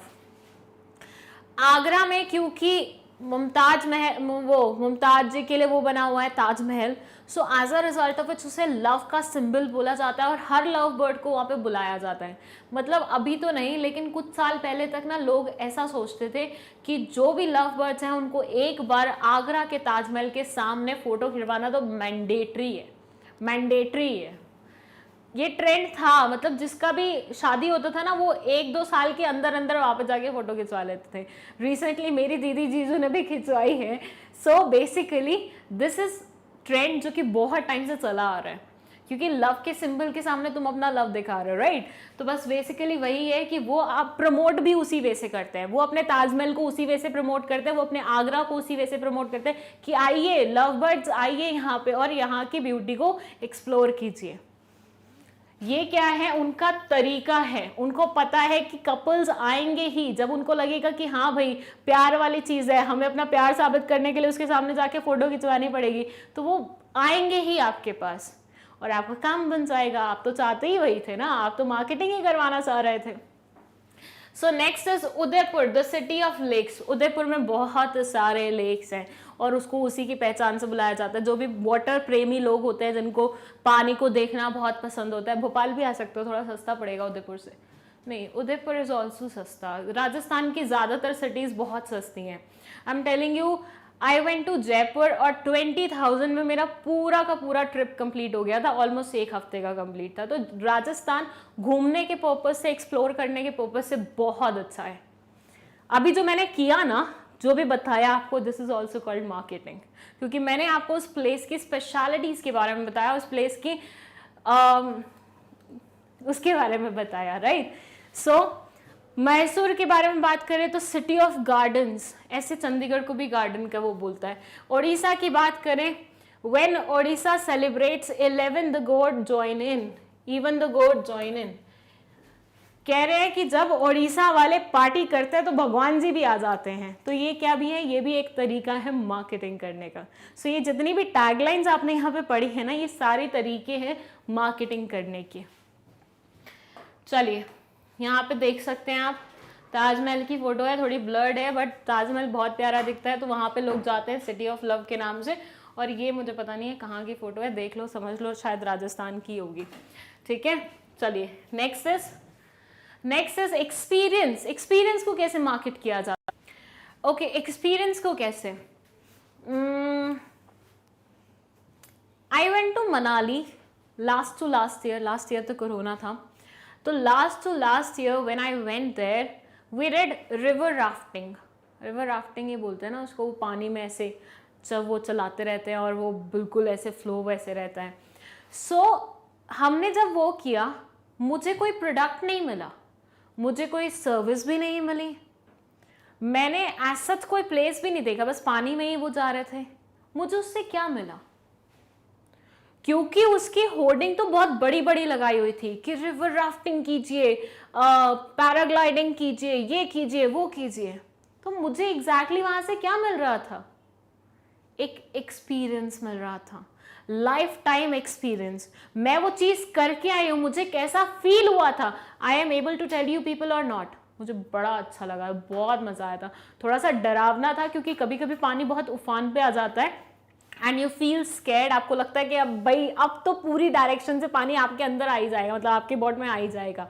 But life changing experience होता है, बहुत बढ़िया लगता है। I won't say must try, जिनको लगता है कि वहां पे जहां पे आप ट्राई कर रहे हो सेफ है, साउंड है, तो फिर वहां पे ट्राई कर सकते हो, और मन हो तभी करना और बड़े लोगों से पूछ के करना। तो मैं उसको रेकमेंड नहीं कर रही हूँ, I am just sharing my experience, how I felt like जब मैंने वो पर्टिकुलर चीज़ की तो मुझे बड़ा मज़ा आया। तो ये मेरा एक्सपीरियंस है, राइट? तो ये एक्सपीरियंस गेन करने के लिए ही वहां पे लोग जाते हैं। और वो जो होर्डिंग लगती है वो मार्केटिंग का तरीका होती है कि लाइफ चेंजिंग एक्सपीरियंस, एडवेंचर के लिए यहाँ पे आए। तो दीज आर व्हाट, आपको एक्सपीरियंस देने के लिए कोई ना कोई चीज की मार्केटिंग हो रही है। अब ये मार्केटिंग हो सकती है किसी सेलिब्रिटी के साथ डिनर डेट की, जैसे कुछ एड्स आती हैं कि हमें कांटेक्ट कीजिए अगर आप चाहते हैं ऐश्वर्या राय के साथ डिनर करना, अगर आप चाहते हैं धोनी आपको खुद के हाथ से साइन किया हुआ बैट दे और डिनर पे लेके जाए, तो आप हमारे यहाँ पे ये पर्टिकुलर प्रोडक्ट खरीद के देखिए। These are what, these are tags, these are marketing tags. क्यों? ताकि वो आपको एक्सपीरियंस दे सके एक सेलिब्रिटी के साथ बैठ के खाने का, ताकि वो आपको एक्सपीरियंस दे सके माउंटेनियरिंग करें भी क्या मतलब होता है, ट्रैकिंग करने का क्या मतलब होता है। ट्रैकिंग से भी आपको कुछ मिलता नहीं है, बस एक्सपीरियंस मिलता है। तो ये सारी चीज़ों की भी मार्केटिंग होती है। कभी सोचा था अगर मैं आपसे क्वेश्चन पूछती ना इस पर्टिकुलर वीडियो के स्टार्टिंग में कि मुझे बताओ मार्केटिंग किस किस चीज़ की हो सकती है, मैक्सिमम स्टूडेंट्स का रिप्लाई होता प्रोडक्ट की, कुछ और स्टूडेंट्स का हो जाता सर्विसेज की भी, लेकिन उसके अलावा किसी ने इतनी दूर की तो सोच ही नहीं होती। अब सोच के देखो कितनी सारी चीज़ों की मार्केटिंग हो सकती है। आइडियाज़ की हो गई, एक्सपीरियंस की हो गई, पर्सन्स की हो गई, प्लेसेस की हो गई, उसके साथ सर्विसेज की हो गई, या फिर प्रोडक्ट्स की हो गई। बट अभी भी लिस्ट खत्म नहीं हुई है, अभी भी बहुत सारी चीज़ें बची हुई हैं, जैसे कि प्रॉपर्टीज़। प्रॉपर्टीज़ की भी मार्केटिंग होती है। यस, देखा आपने कभी नए नए बने duplex according to modern style हमारे यहाँ हैं, आइए खरीदिए अफोर्डेबल दाम में। What is this?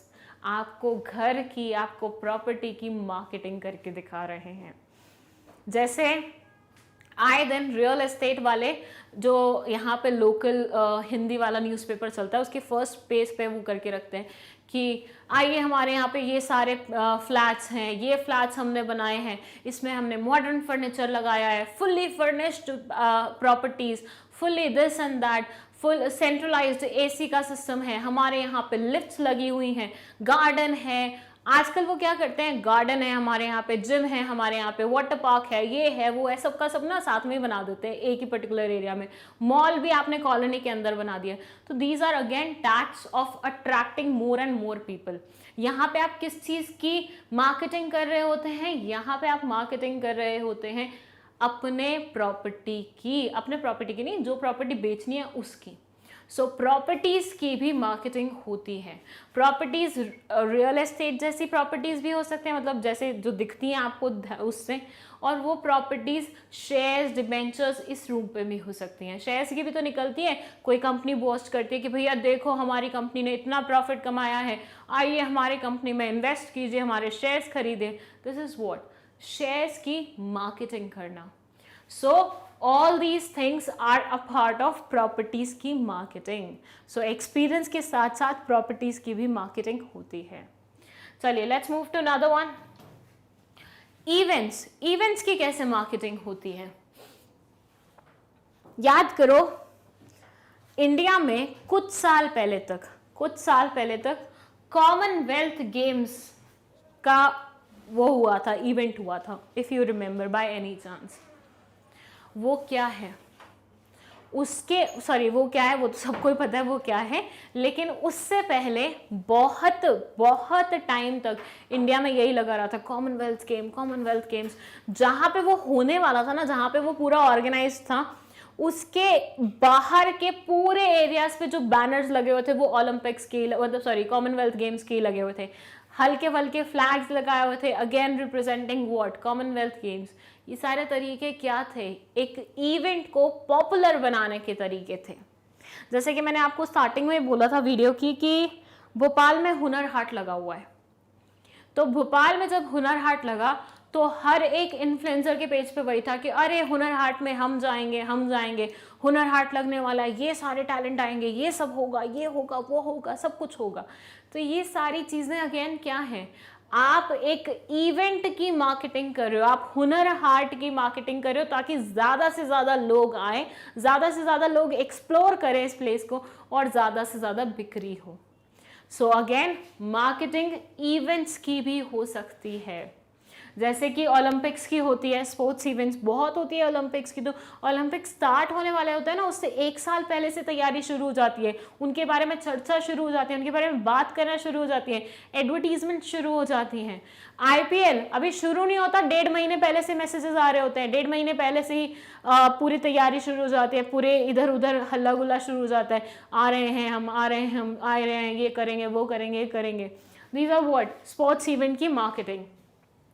दिवाली मेला, fashion show, music concert, film festival, elephant race, Kerala tourism का पार्ट है। ये सारे क्या हैं, ये एग्जाम्पल्स हैं। केरला में एक वो भी होती है बोट की कंपटीशन की, सबसे फास्ट बोट जो चलाएगा पूरा लेके जाएगा, वो कंपटीशन भी होता है। These are what, these are events. यहाँ से आपको क्या मिलता है, कॉन्सर्ट्स, आप किसी सिंगर के कॉन्सर्ट में जाते हैं, क्या कोई प्रोडक्ट खरीद के आते हैं, क्या कोई सर्विस लेके आते हैं, क्या कोई एक्सपीरियंस लेके आते हैं? नहीं, वहाँ से आप इवेंट में पार्टिसिपेट करके आते हैं, इवेंट का पार्ट बन के आते हैं। हाँ, हो सकता है थोड़ा सा एक्सपीरियंस भी लेके आओ, but then event is essential. So events की भी मार्केटिंग होती है।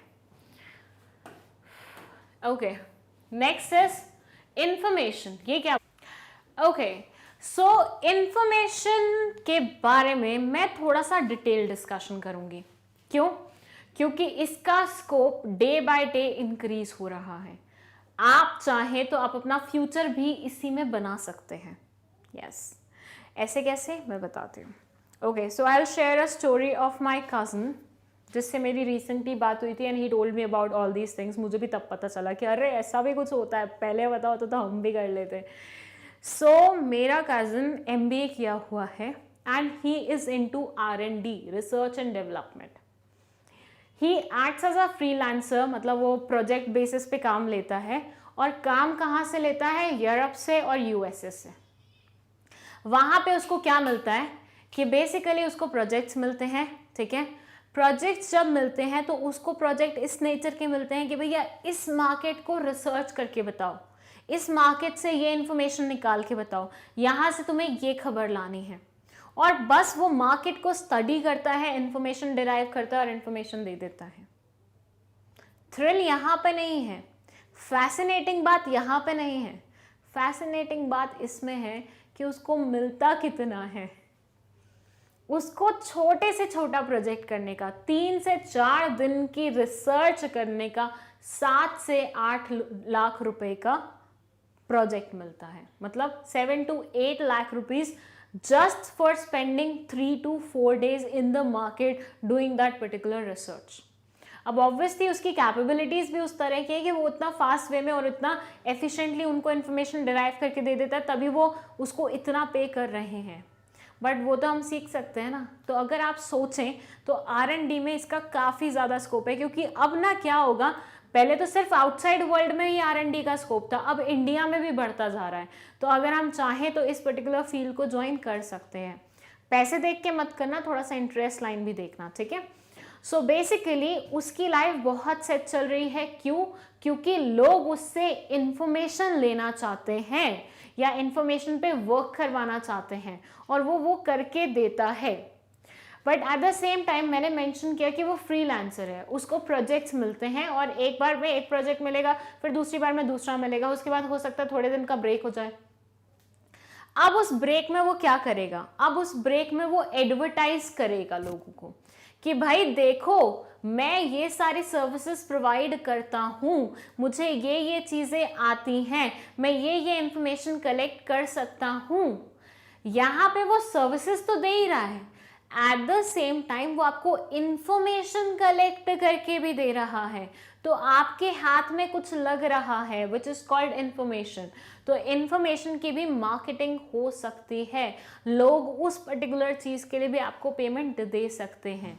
सो production, packaging and distribution of information by organizations such as by universities, research organization providing information as market information, marketing, research agencies, technology information, ये सारी information की भी marketing होती है कि मेरे पास ये डेटा है, मैंने ये डेटा कलेक्ट किया हुआ है, किसी को भी ज़रूरत हो कम टू मी। बहुत सारी ऐसी ऑनलाइन साइट्स हैं जिन्होंने ऑलरेडी रिसर्च करके रख लिया है, मतलब वो स्पेसिफिकली रिसर्च नहीं करते कि किसी एक पार्टी के लिए कर लो, वो मार्केट को ओवरऑल वैसे ही रिसर्च कर लेते हैं और उसके बाद इंफॉर्मेशन कलेक्ट करके लोगों को बताते हैं कि हम ये पर्टिकुलर इंफॉर्मेशन गेन करके बैठे हुए हैं, अगर आपको चाहिए आप हमें पैसे दे दो, फालतू अपना रिसर्च दोबारा से मत करो। फॉर से एग्जाम्पल बताती हूँ, मेरे दिमाग में आया कि जो वाटर बॉटल्स होती है ना, जो ये बिस्लरी और वो सब आती हैं, तो अब ये प्लास्टिक में ना हो कि क्यों ना ये टेट्रा पैक्स में हो जाए। सोचिए, मतलब जैसे वो माजा पीते हैं ना टेट्रा पैक्स में, अब उसमें पानी मिलने लग जाए, 10 रुपए का पानी, 20 रुपए का पानी ऐसे। तो अब मेरे को ये देखना है कि मार्केट में क्या हाल है, मार्केट में किस मतलब इससे रिलेटेड कोई बात है, ऐसे प्रोजेक्ट में कोई आया है, नहीं आया है तो पूरा प्रोजेक्ट तैयार करो, आया है तो उनका एक्सपीरियंस कैसा रहा, इसमें कितना स्कोप है, कितना पैसा खर्च हो जाएगा, क्या रहेगा, कैसे रहेगा, क्यों रहेगा, कब रहेगा। ये सारी रिसर्च करने के बाद वो आपको इन्फॉर्मेशन कलेक्ट करके दे सकते हैं और उस इन्फॉर्मेशन के आप उसे पैसे देंगे। सो इन्फॉर्मेशंस की भी मार्केटिंग होती है। चलिए नेक्स्ट है हमारा organisation. This is last one. Organisations की किस तरह से मार्केटिंग होती है। एलजी के नीचे लिखा हुआ दिखा है लाइफ्स गुड। वॉशिंग पाउडर की एड आती है तो बोलते हैं कुछ दाग अच्छे हैं। फिलिप्स की एड आती है तो वो बोलते हैं let's make things better. Vespa की है या किसकी एड है जो बोलती है why should boys have all the fun. ये क्या है, ये आपकी पब्लिक इमेज बूस्ट करने की तरीके हैं। डाबर की एड आती है तो वो बोलते हैं हर एक बच्चा ज़रूरी है, उनकी एजुकेशन ज़रूरी है। क्लासमेट्स का भी समवॉट यही गोल रहता है। ये सारे तरीके क्या हैं, ये सारे तरीके आपको उस पर्टिकुलर ऑर्गेनाइजेशन के बारे में पॉजिटिव सोचने के लिए क्या करते हैं, एक एफर्ट लगाते हैं। सो सिर्फ प्रोडक्ट्स नहीं बिकते, सिर्फ सर्विसेज नहीं बिकती, बल्कि उसके साथ कई बार आप ऑर्गेनाइजेशंस की भी मार्केटिंग करते हैं, ऑर्गेनाइजेशन की भी बूस्टअप, मतलब ऑर्गेनाइजेशन के बारे में भी बोस्ट करते हैं कि अरे ऑर्गेनाइजेशन ऐसा वैसा ये वो। जैसे रिलायंस है, नीता अंबानी जी थोड़े थोड़े टाइम में गरीब बच्चों की सेवा करती रहती हैं, उनको कुछ कुछ देती रहती हैं गिफ्ट में, इससे उनकी इमेज बढ़ती है। तो वो हमेशा बोलते हैं Reliance is for everyone, right. तो वो क्या है, वो ऑर्गेनाइजेशन की मार्केटिंग करने का तरीका है ताकि ज़्यादा से ज़्यादा लोग आएँ और आपकी ऑर्गेनाइजेशन से जुड़े, उसके प्रोडक्ट्स खरीदें, उसकी सर्विसेज एंजॉय करें। सेम वे में क्लासमेट, वो बोलता है हमारे रजिस्टर खरीदोगे तो हम तुम्हें, मतलब हम हर रजिस्टर के बदले 1 रुपया दान देंगे एजुकेशन के लिए। Again this is what, organisation की मार्केटिंग करने का तरीका, ताकि ज़्यादातर लोग जब कुछ खरीदने जाएं, रजिस्टर खरीदने जाएं, तो वो क्लासमेट के पास ही आए। सो ऑर्गेनाइजेशंस भी प्रोडक्ट्स के साथ साथ अपनी खुद की मार्केटिंग करती हैं, ठीक है। So they say for boosting their public image, organizations such as Hindustan Lever, Ranbaxy, Dabur, doctor, ये कौन सी है, I don't know, and Gamble and communicate with people. For example Philips बोलती है let's make things better. A product is a bundle of utilities or source of satisfaction that can be used to satisfy the human needs and wants. It is not confined to physical objects such as motorcycle, biscuit, this and that. ये बोलते हैं कि भैया organizations जो है ना वो सिर्फ और सिर्फ यूटिलिटीज वाला सामान नहीं बेचती है, प्रोडक्ट्स नहीं बेचती, उनकी खुद की भी कुछ वो होती हैं, उनकी खुद की भी एक इमेज होती है, उनकी खुद की भी गुडविल होती है, उनको उस पर भी फोकस करना होता है, तो उसके लिए उन्हें अलग से मार्केटिंग करानी होती है. फॉर एग्जाम्पल पार्ले जी अपने बिस्किट को भी बेचेगा, उसकी अलग से मार्केटिंग करेगा, अपनी कुकीज को भी बेचेगा, उसकी अलग से मार्केटिंग करेगा, चॉकलेट निकालेगा, उसको भी बेचेगा, उसकी अलग से मार्केटिंग करेगा. ये सारी चीजें आ जाएंगी प्रोडक्ट की मार्केटिंग में. लेकिन Parle G as a brand, as an organisation खुद की भी तो मार्केटिंग करेगा. आप उसके प्रोडक्ट्स को नहीं भी जानते होगे, अगर आप कंपनी को जानते हो आप आज जाके खरीदोगे चीजें. जैसे रिलायंस ट्रेंड है, रिलायंस ट्रेंड पे बहुत अलग अलग वैरायटी ऑफ चीजें हैं, लेकिन आप रिलायंस ट्रेंड को एज रिलायंस ट्रेंड्स जानते हैं. क्यों? क्योंकि उन्होंने अपने ऑर्गेनाइजेशन पे उतना मार्केटिंग किया है. कई ब्रांड्स ऐसे होते हैं जो अपने ब्रांड्स पे फोकस करते हैं इंस्टेड ऑफ प्रोडक्ट्स के. जैसे नाइकी है, एडिडास है, they never promote their product, what they promote, उनका ब्रांड. आप जैसे ही उसका ब्रांड का कुछ चीज खरीदते हो, मतलब देखते हो, आप खरीद लेते हो. क्यों? क्योंकि उन्होंने अपने ब्रांड को इतना मार्केट करके रखा हुआ है. सो आप सिर्फ प्रोडक्ट्स की मार्केटिंग नहीं करते, बल्कि आप अपने ऑर्गेनाइजेशंस की भी मार्केटिंग करते हैं. सो लास्ट था ये हमारा कि व्हाट कैन बी मार्केटेड, तो organisations can be marketed. So I guess आपको ये पूरा समझ में आ गया है. इसमें हमने बहुत सारी चीज़ें पढ़ी हैं, बहुत सारी, कि किस किस चीज़ को हम बेच सकते हैं, किस किस चीज़ की हम मार्केटिंग कर सकते हैं. सिर्फ बेच नहीं, मार्केटिंग कर सकते हैं. तो फर्स्ट प्रोडक्ट की कर सकते हैं which is very basic, services की कर सकते हैं, उसके अलावा हम करते हैं हमारे आइडियाज़ की, एक्सपीरियंस की, इवेंट्स की, या फिर हमारे ऑर्गेनाइजेशन की. ये सारी चीज़ों की, इंफॉर्मेशन की, सारी चीज़ों की भी मार्केटिंग होती है. So all these things can be marketed. चलिए, ये हो गया इसका एक्सप्लेनेशन. लेकिन इसे लिखेंगे कैसे? अगर क्वेश्चन आता है तो सबसे पहले आपको एक फ्लो चार्ट बनाना है कि व्हाट कैन बी मार्केटेड. उसमें आपको ये सारे ऑप्शंस इंसर्ट करने हैं कि ये सारे मार्केट हो सकते हैं. 3 नंबर का क्वेश्चन है, 6 पॉइंट्स एक्सप्लेन कर दो या 4 पॉइंट्स एक्सप्लेन कर दो. 6 नंबर का क्वेश्चन है तो सारे पॉइंट्स एक्सप्लेन करो. लेकिन अगर 2-1 नंबर का क्वेश्चन है तो ब्रीफ में एक लाइन सबके बारे में लिख दो. सिर्फ इतना कर दोगे, पूरे मार्क्स मिलने डेफिनेट हैं. चलिए, सो यहाँ पे खत्म होता है हमारा what can be marketed. Now I guess आपको पता है क्या क्या चीज़ें हम बेच सकते हैं. और अगर कोई डाउट है कमेंट सेक्शन नीचे है, लिख सकते हो. अगर आपको नोट्स चाहिए तो उसके लिए लिंक पर चले जाओ जो कि डिस्क्रिप्शन बॉक्स में मेंशन है. एंड अगर आपको 11th-12th क्लास के किसी भी टॉपिक में कोई भी डाउट है तो भैया मैग्नेट ब्रेन्स की प्लेलिस्ट है ना, वहाँ पे जाइए, अपने डाउट क्लियर कीजिए. Thank you so much for watching this video. Hello everyone, welcome back to Magnet Brains. My name is CS Payal Popli and इस वीडियो में हम पढ़ने वाले हैं Who is a marketer. Okay, so in our previous video हमने पढ़ा कि वो कौन कौन सी आइटम्स होती हैं जिनको मार्केट किया जा सकता है, जिन पे मार्केटिंग वाली कॉन्सेप्ट को अप्लाई किया जा सकता है. अब क्यों ना हम उस इंसान के बारे में जान लें जो ये पूरी मार्केटिंग का बेड़ा अपने सर पे लेता है. यस, चलिए, ये बोलते हैं marketer refers to any person who takes more active part in process of exchange.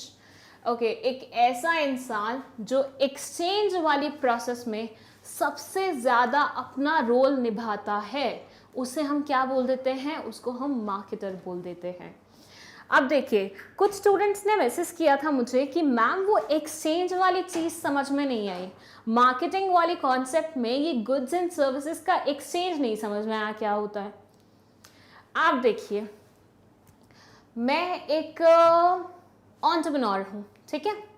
मैंने कुछ गुड्स बनाए हैं या फिर मैंने किसी सर्विस, मतलब मैं दोनों ही काम करती हूँ, मेरे पूरे डिपार्टमेंट में आधे उसमें गुड्स बनते हैं, आधे उसमें मैं सर्विसेज प्रोवाइड करती हूँ, तो मैं साइमल्टेनियसली दोनों काम कर रही हूँ। मेरा अल्टीमेट गोल क्या होगा? गुड्स और सर्विसेज अपने कस्टमर तक पहुँच जाएं, वही होगा। तो यहाँ पे चीज़ों का क्या हो रहा है? एक्सचेंज हो रहा है। हम गुड्स दे रहे हैं, वो हमें पैसे दे रहे हैं। यहाँ पे सर्विसेज का एक्सचेंज हो रहा है, हम उन्हें सर्विसेज दे रहे हैं, वो हमें पैसे दे रहे हैं। सो अल्टीमेटली दोनों ही जगह गुड्स एंड सर्विसेज में हम क्या करना चाह रहे हैं? कस्टमर्स के साथ एक एक्सचेंज प्रोसेस चलाना चाह रहे हैं। जब हम उन्हें गुड्स देते हैं, वो हमें पैसे देते हैं, तो हमारे बीच में क्या होती है? ट्रांजैक्शन होती है, एक्सचेंज होता है।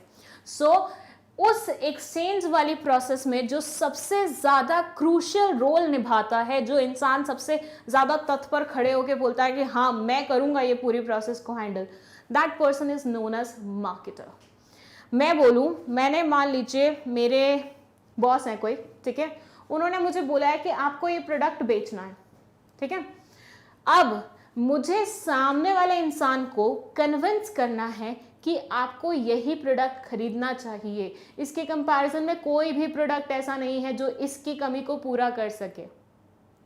तो वो कन्विक्शन, वो सारा बेचने वाला चीज मेरा पार्ट होगा। तो I will be known as what? Marketer. Here they say normally it is the seller who is more active in the exchange process. Generally क्या होता है, normally क्या होता है, एक्सचेंज प्रोसेस में सेलर सबसे ज़्यादा एक्टिव रोल निभाता है और जनरली वही मार्केटर बनता है। जैसे मैं बोलूँ पार्ले जी, ठीक है, पार्ले जी के बिस्किट्स हम सब खाते हैं, पार्ले जी की टॉफ़ीज़ और कुकीज़, तो I guess everybody must have tried it, right. So Parle G जब एड बनाता है, पार्ले जी कौन है? मैन्युफैक्चरर है। जो मैन्युफैक्चरर होता है जनरली वही सेलर होता है। तो सेलर सबसे ज़्यादा एक्टिव रोल निभाता है अपने प्रोडक्ट्स को बेचने में। अब मैं पार्ले जी वाले हूँ, मैंने वो गुड्स बनाए हैं, तो मेरा मेन गोल क्या रहेगा? उन गुड्स को बेचना, कस्टमर्स तक पहुँचाना। So as a result of which सबसे ज़्यादा मैं ही मेहनत करूँगी ना उस चीज़ के लिए।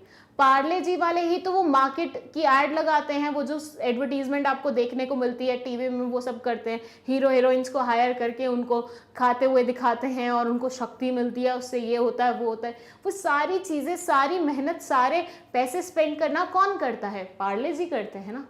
सो बेसिकली जनरली जो हमारा सेलर होता है वही सबसे ज़्यादा एक्टिव रोल निभाता है मार्केटिंग में। As a result of which normally हम उसे ही मार्केटर कंसिडर करते हैं। लेकिन हर एक सिनेरियो में ऐसा हो जरूरी नहीं है। ये बोलते हैं as he or she analyzes the needs of the potential buyer, develops a market offering and pursues the buyer to buy the product. Okay, seller के बारे में बोल रहे हैं कि सेलर ही वो इंसान है जो पहले पूरे मार्केट को स्टडी करता है। मार्केट को स्टडी कर लिया, फिर प्रोडक्ट डेवलप करता है। प्रोडक्ट डेवलप कर लिया, उसके बाद वो उस प्रोडक्ट को लोगों को ऑफर करता है अट्रैक्टिव ऑप्शंस देके। और जब वो ऑफर करता है उसके साथ ही साथ वो लोगों को परस्यू भी करता है कि भाई साहब खरीद लो मेरा प्रोडक्ट। सो सेलर सबसे ज़्यादा एक्टिव रोल निभाता है जनरली या फिर नॉर्मली। ये वर्ड ज़रूर होना चाहिए आपके आंसर में। अगर मार्केटर से रिलेटेड क्वेश्चन आता है ना, तो this word you will have to include. Reason being, हर एक केस में सेलर ही ये काम कर रहा हो ऐसा ज़रूरी नहीं है। ना आगे ये बोलते हैं, However, there may be certain situations where the buyer may be taking more active role in the exchange process. Okay, ये बोलते हैं जनरली तो भैया आपने पढ़ लिया कि सेलर ही नॉर्मली एक्सचेंज प्रोसेस में सबसे ज़्यादा मेहनत लगाता है, लेकिन कभी कभी बायर भी बहुत ज़्यादा इंटरेस्टेड होता है एक्सचेंज प्रोसेस में पार्टिसिपेट करने के लिए। कैसे? देखिए, नेक्स्ट स्लाइड पे है हमारा एक एग्जाम्पल। ये बोलते हैं, लेट अस से इन सिचुएशंस ऑफ रेयर सप्लाई ऐसे आइटम्स के बारे में सोचिए, ऐसे प्रोडक्ट्स के बारे में सोचिए जिनकी सप्लाई बहुत ज़्यादा कम होती है, जिनकी सप्लाई नॉर्मली मार्केट में कम मानी जाती है। मान लीजिए मैं बोलती हूँ कोई ऐसा प्रोडक्ट है जो मार्केट में बहुत रेयर है, बहुत रेयर है, जैसे केसर। केसर मार्केट में रेयर है, मैंने आपको पिछली वीडियो में भी बताया था केसर मार्केट में रेयर है। As a result of which उसकी डिमांड ज़्यादा है और सप्लाई कम है, तो प्राइसेस बहुत हाई रहते हैं। इकोनॉमिक्स का बेसिक फंडा है, जिसकी भी डिमांड ज़्यादा होती है, सप्लाई कम होती है, उसके प्राइसेस बहुत ज़्यादा होते हैं। लेकिन अभी हम वो नहीं पढ़ रहे, हम पढ़ रहे हैं ऐसे प्रोडक्ट्स के बारे में जिनकी सप्लाई कम है मार्केट में और डिमांड ज़्यादा है। पैसे की कोई बात नहीं हो रही है। ऐसे प्रोडक्ट्स में जो बायर होते हैं ना, वो ज़्यादा एफर्ट्स लगाते हैं। फॉर एग्जाम्पल, ये मैं हूं, ठीक है, ये मेरी शॉप है, ये मेरी शॉप है। मैं क्या बनाने का काम करती हूं? मैं केसर जलेबी बनाने का काम करती हूं।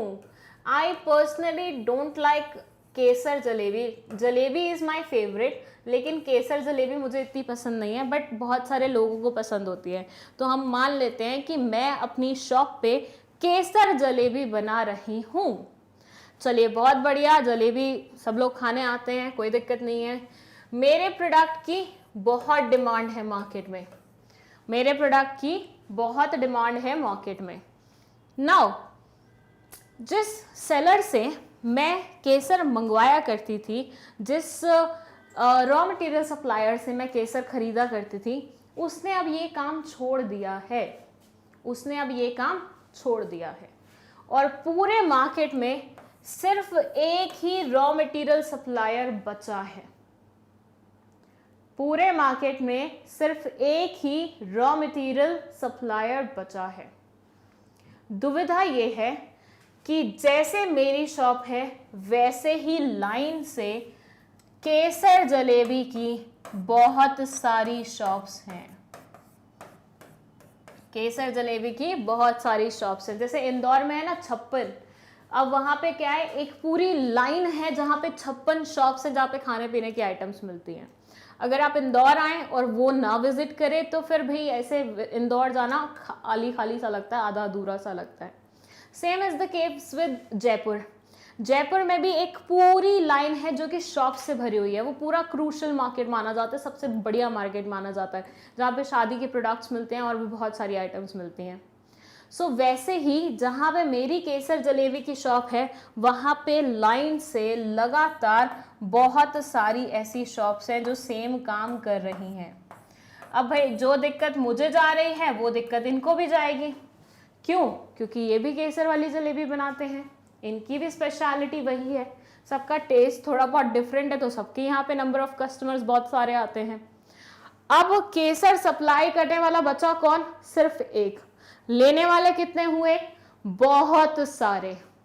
अब ऐसे में अगर मुझे अपनी दुकान पे अपनी वो स्पेशलिटी को मेंटेन्ड रखना है, तो मुझे थोड़ी सी तो आवभगत करनी पड़ेगी उस रॉ मटेरियल सप्लायर की।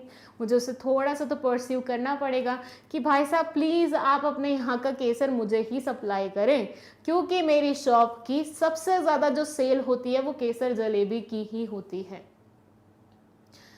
क्या हुआ पूरे एग्जाम्पल में? मेरी एक शॉप थी, केसर जलेबी बेचती थी, जिसमें सबसे फेवरेट लोगों की केसर जलेबी होती थी। मेरी मैक्सिमम सेल उसी चीज़ की रहती थी। मार्केट में सप्लायर खत्म हो गए, सिर्फ एक बचा, लेकिन मार्केट में केसर जलेबी की शॉप लाइन से हैं 10-15। अब सबको केसर चाहिए और केसर का अमाउंट है बहुत ज़्यादा लिमिटेड, केसर की सप्लाई है बहुत ज़्यादा लिमिटेड। ऐसे में आपको सप्लायर को, आपको सेलर को, मतलब वो हमारे लिए सप्लायर है लेकिन उसके लिए तो वो सेलर है ना भैया, क्योंकि वो तो अपने प्रोडक्ट्स बेच रहा है। हमारे लिए हम उससे रॉ मटेरियल खरीद रहे हैं, तो हमारे लिए वो रॉ मटेरियल सप्लायर है, उसके लिए हम क्या हैं? बायर हैं, और वो खुद अपने आप को सेलर बोलेगा। तो अब उसने बोला कि भाई मैं तो उसी को दूंगा जो मुझे सबसे ज़्यादा मतलब मेरी आवभगत करेगा, तो सबने करनी शुरू कर दी। तो यहाँ पे सेलर ने एफर्ट्स नहीं लगाए एक्सचेंज प्रोसेस के लिए, एफर्ट्स किसने लगाए? बायर ने लगाए। So that's what they are saying कि कई इंस्टेंसेस में सेलर्स खुद उतने एफर्ट्स नहीं लगाते एक्सचेंज प्रोसेस को हैपन करवाने में। ज़्यादा एफर्ट्स कौन लगाता है? वो इंसान जिसको उन प्रोडक्ट्स की ज़रूरत होती है, आवश्यकता होती है। थोड़े बड़े लेवल का एग्जाम्पल दिया हुआ है, यहाँ पे आ जाते हैं हम। ये बोलते हैं extra efforts in pursuing the seller to sell the product to him or her. This may be happening in defense deals, or take a situation where a country having installed a nuclear plant needs the supply of nuclear fuel or heavy water. Okay, थोड़े बड़े level का इसलिए बोला क्योंकि nuclear का example है। Okay, so what they are saying is कि भैया देखो, मान लो एक कंट्री है, ठीक है, मान लो इंडिया ही है। अब इंडिया को डिफेंस डील करवानी है, मतलब एक बहुत बेसिक चीज़ बताती हूँ, हर एक नेशन चाहता है उनके डिफेंस के जो वेपन्स है ना वो सबसे बढ़िया हो, सबसे बढ़िया हो, मतलब फर्स्ट क्लास। तो इससे क्या होता है? इससे डेटरेंस क्रिएट होती है। What is deterrence? दूसरों के ऊपर दबाव। जैसे मान लो मैं हूँ, मेरा पड़ोसी है, हमारी आपस में बनती नहीं है, मैंने अपने घर पे बंदूकें रखना शुरू कर दी, अगले दिन से वो मुझसे डरने लग जाएगा। क्यों? क्योंकि अब उसको डर है कि भाई इसको गुस्सा आ गया ना तो मैं तो गया काम से। तो हर एक नेशन चाहता है उनके पास ज़्यादा अच्छे वेपन्स हो ताकि वो दूसरों के ऊपर डेटरेंस क्रिएट कर सके, दूसरों के ऊपर, दूसरों को थोड़ा डराना वाला चीज़ कर सके। और हमारे तो भाई पड़ोसी ऐसे हैं, हम सब जानते हैं, कई बार हमारी उनसे लड़ाई हो चुकी है, और कई बार आई एम नॉट सेइंग किसकी गलती होती है, I am just simply saying कि लड़ाई झगड़ा चलता रहता है। तो ऐसे में आपको अपने आप को हमेशा तैयार रखना पड़ता है। तो डिफेंस डील तो हर कंट्री अपनी बेस्ट से बेस्ट चाहती है। तो डिफेंस डील करते वक्त लोग चाहते हैं कि भैया हमारी कंट्री बढ़िया से बढ़िया मटेरियल खरीदे, तो ऐसे में किसी की आवभगत करनी भी पड़े तो लोग कर देते हैं। सेम वे में आपने अपने यहाँ पे न्यूक्लियर प्लांट लगाया है। अब न्यूक्लियर प्लांट लगाया मतलब आप एनर्जी वो करना चाहते हैं, किसकी मदद से? न्यूक्लियर की मदद से। बट अगर आपके पास न्यूक्लियर का हैवी वो जो रॉ मटेरियल होता है वही नहीं होगा तो कैसे चलाओगे अपनी न्यूक्लियर प्लांट को? तो खाली पड़ा रहेगा, थोड़े टाइम में बर्बाद हो जाएगा। तो ऐसे में आपको डील करनी होती है, तो आप सामने वाले को परस्यू करते हो।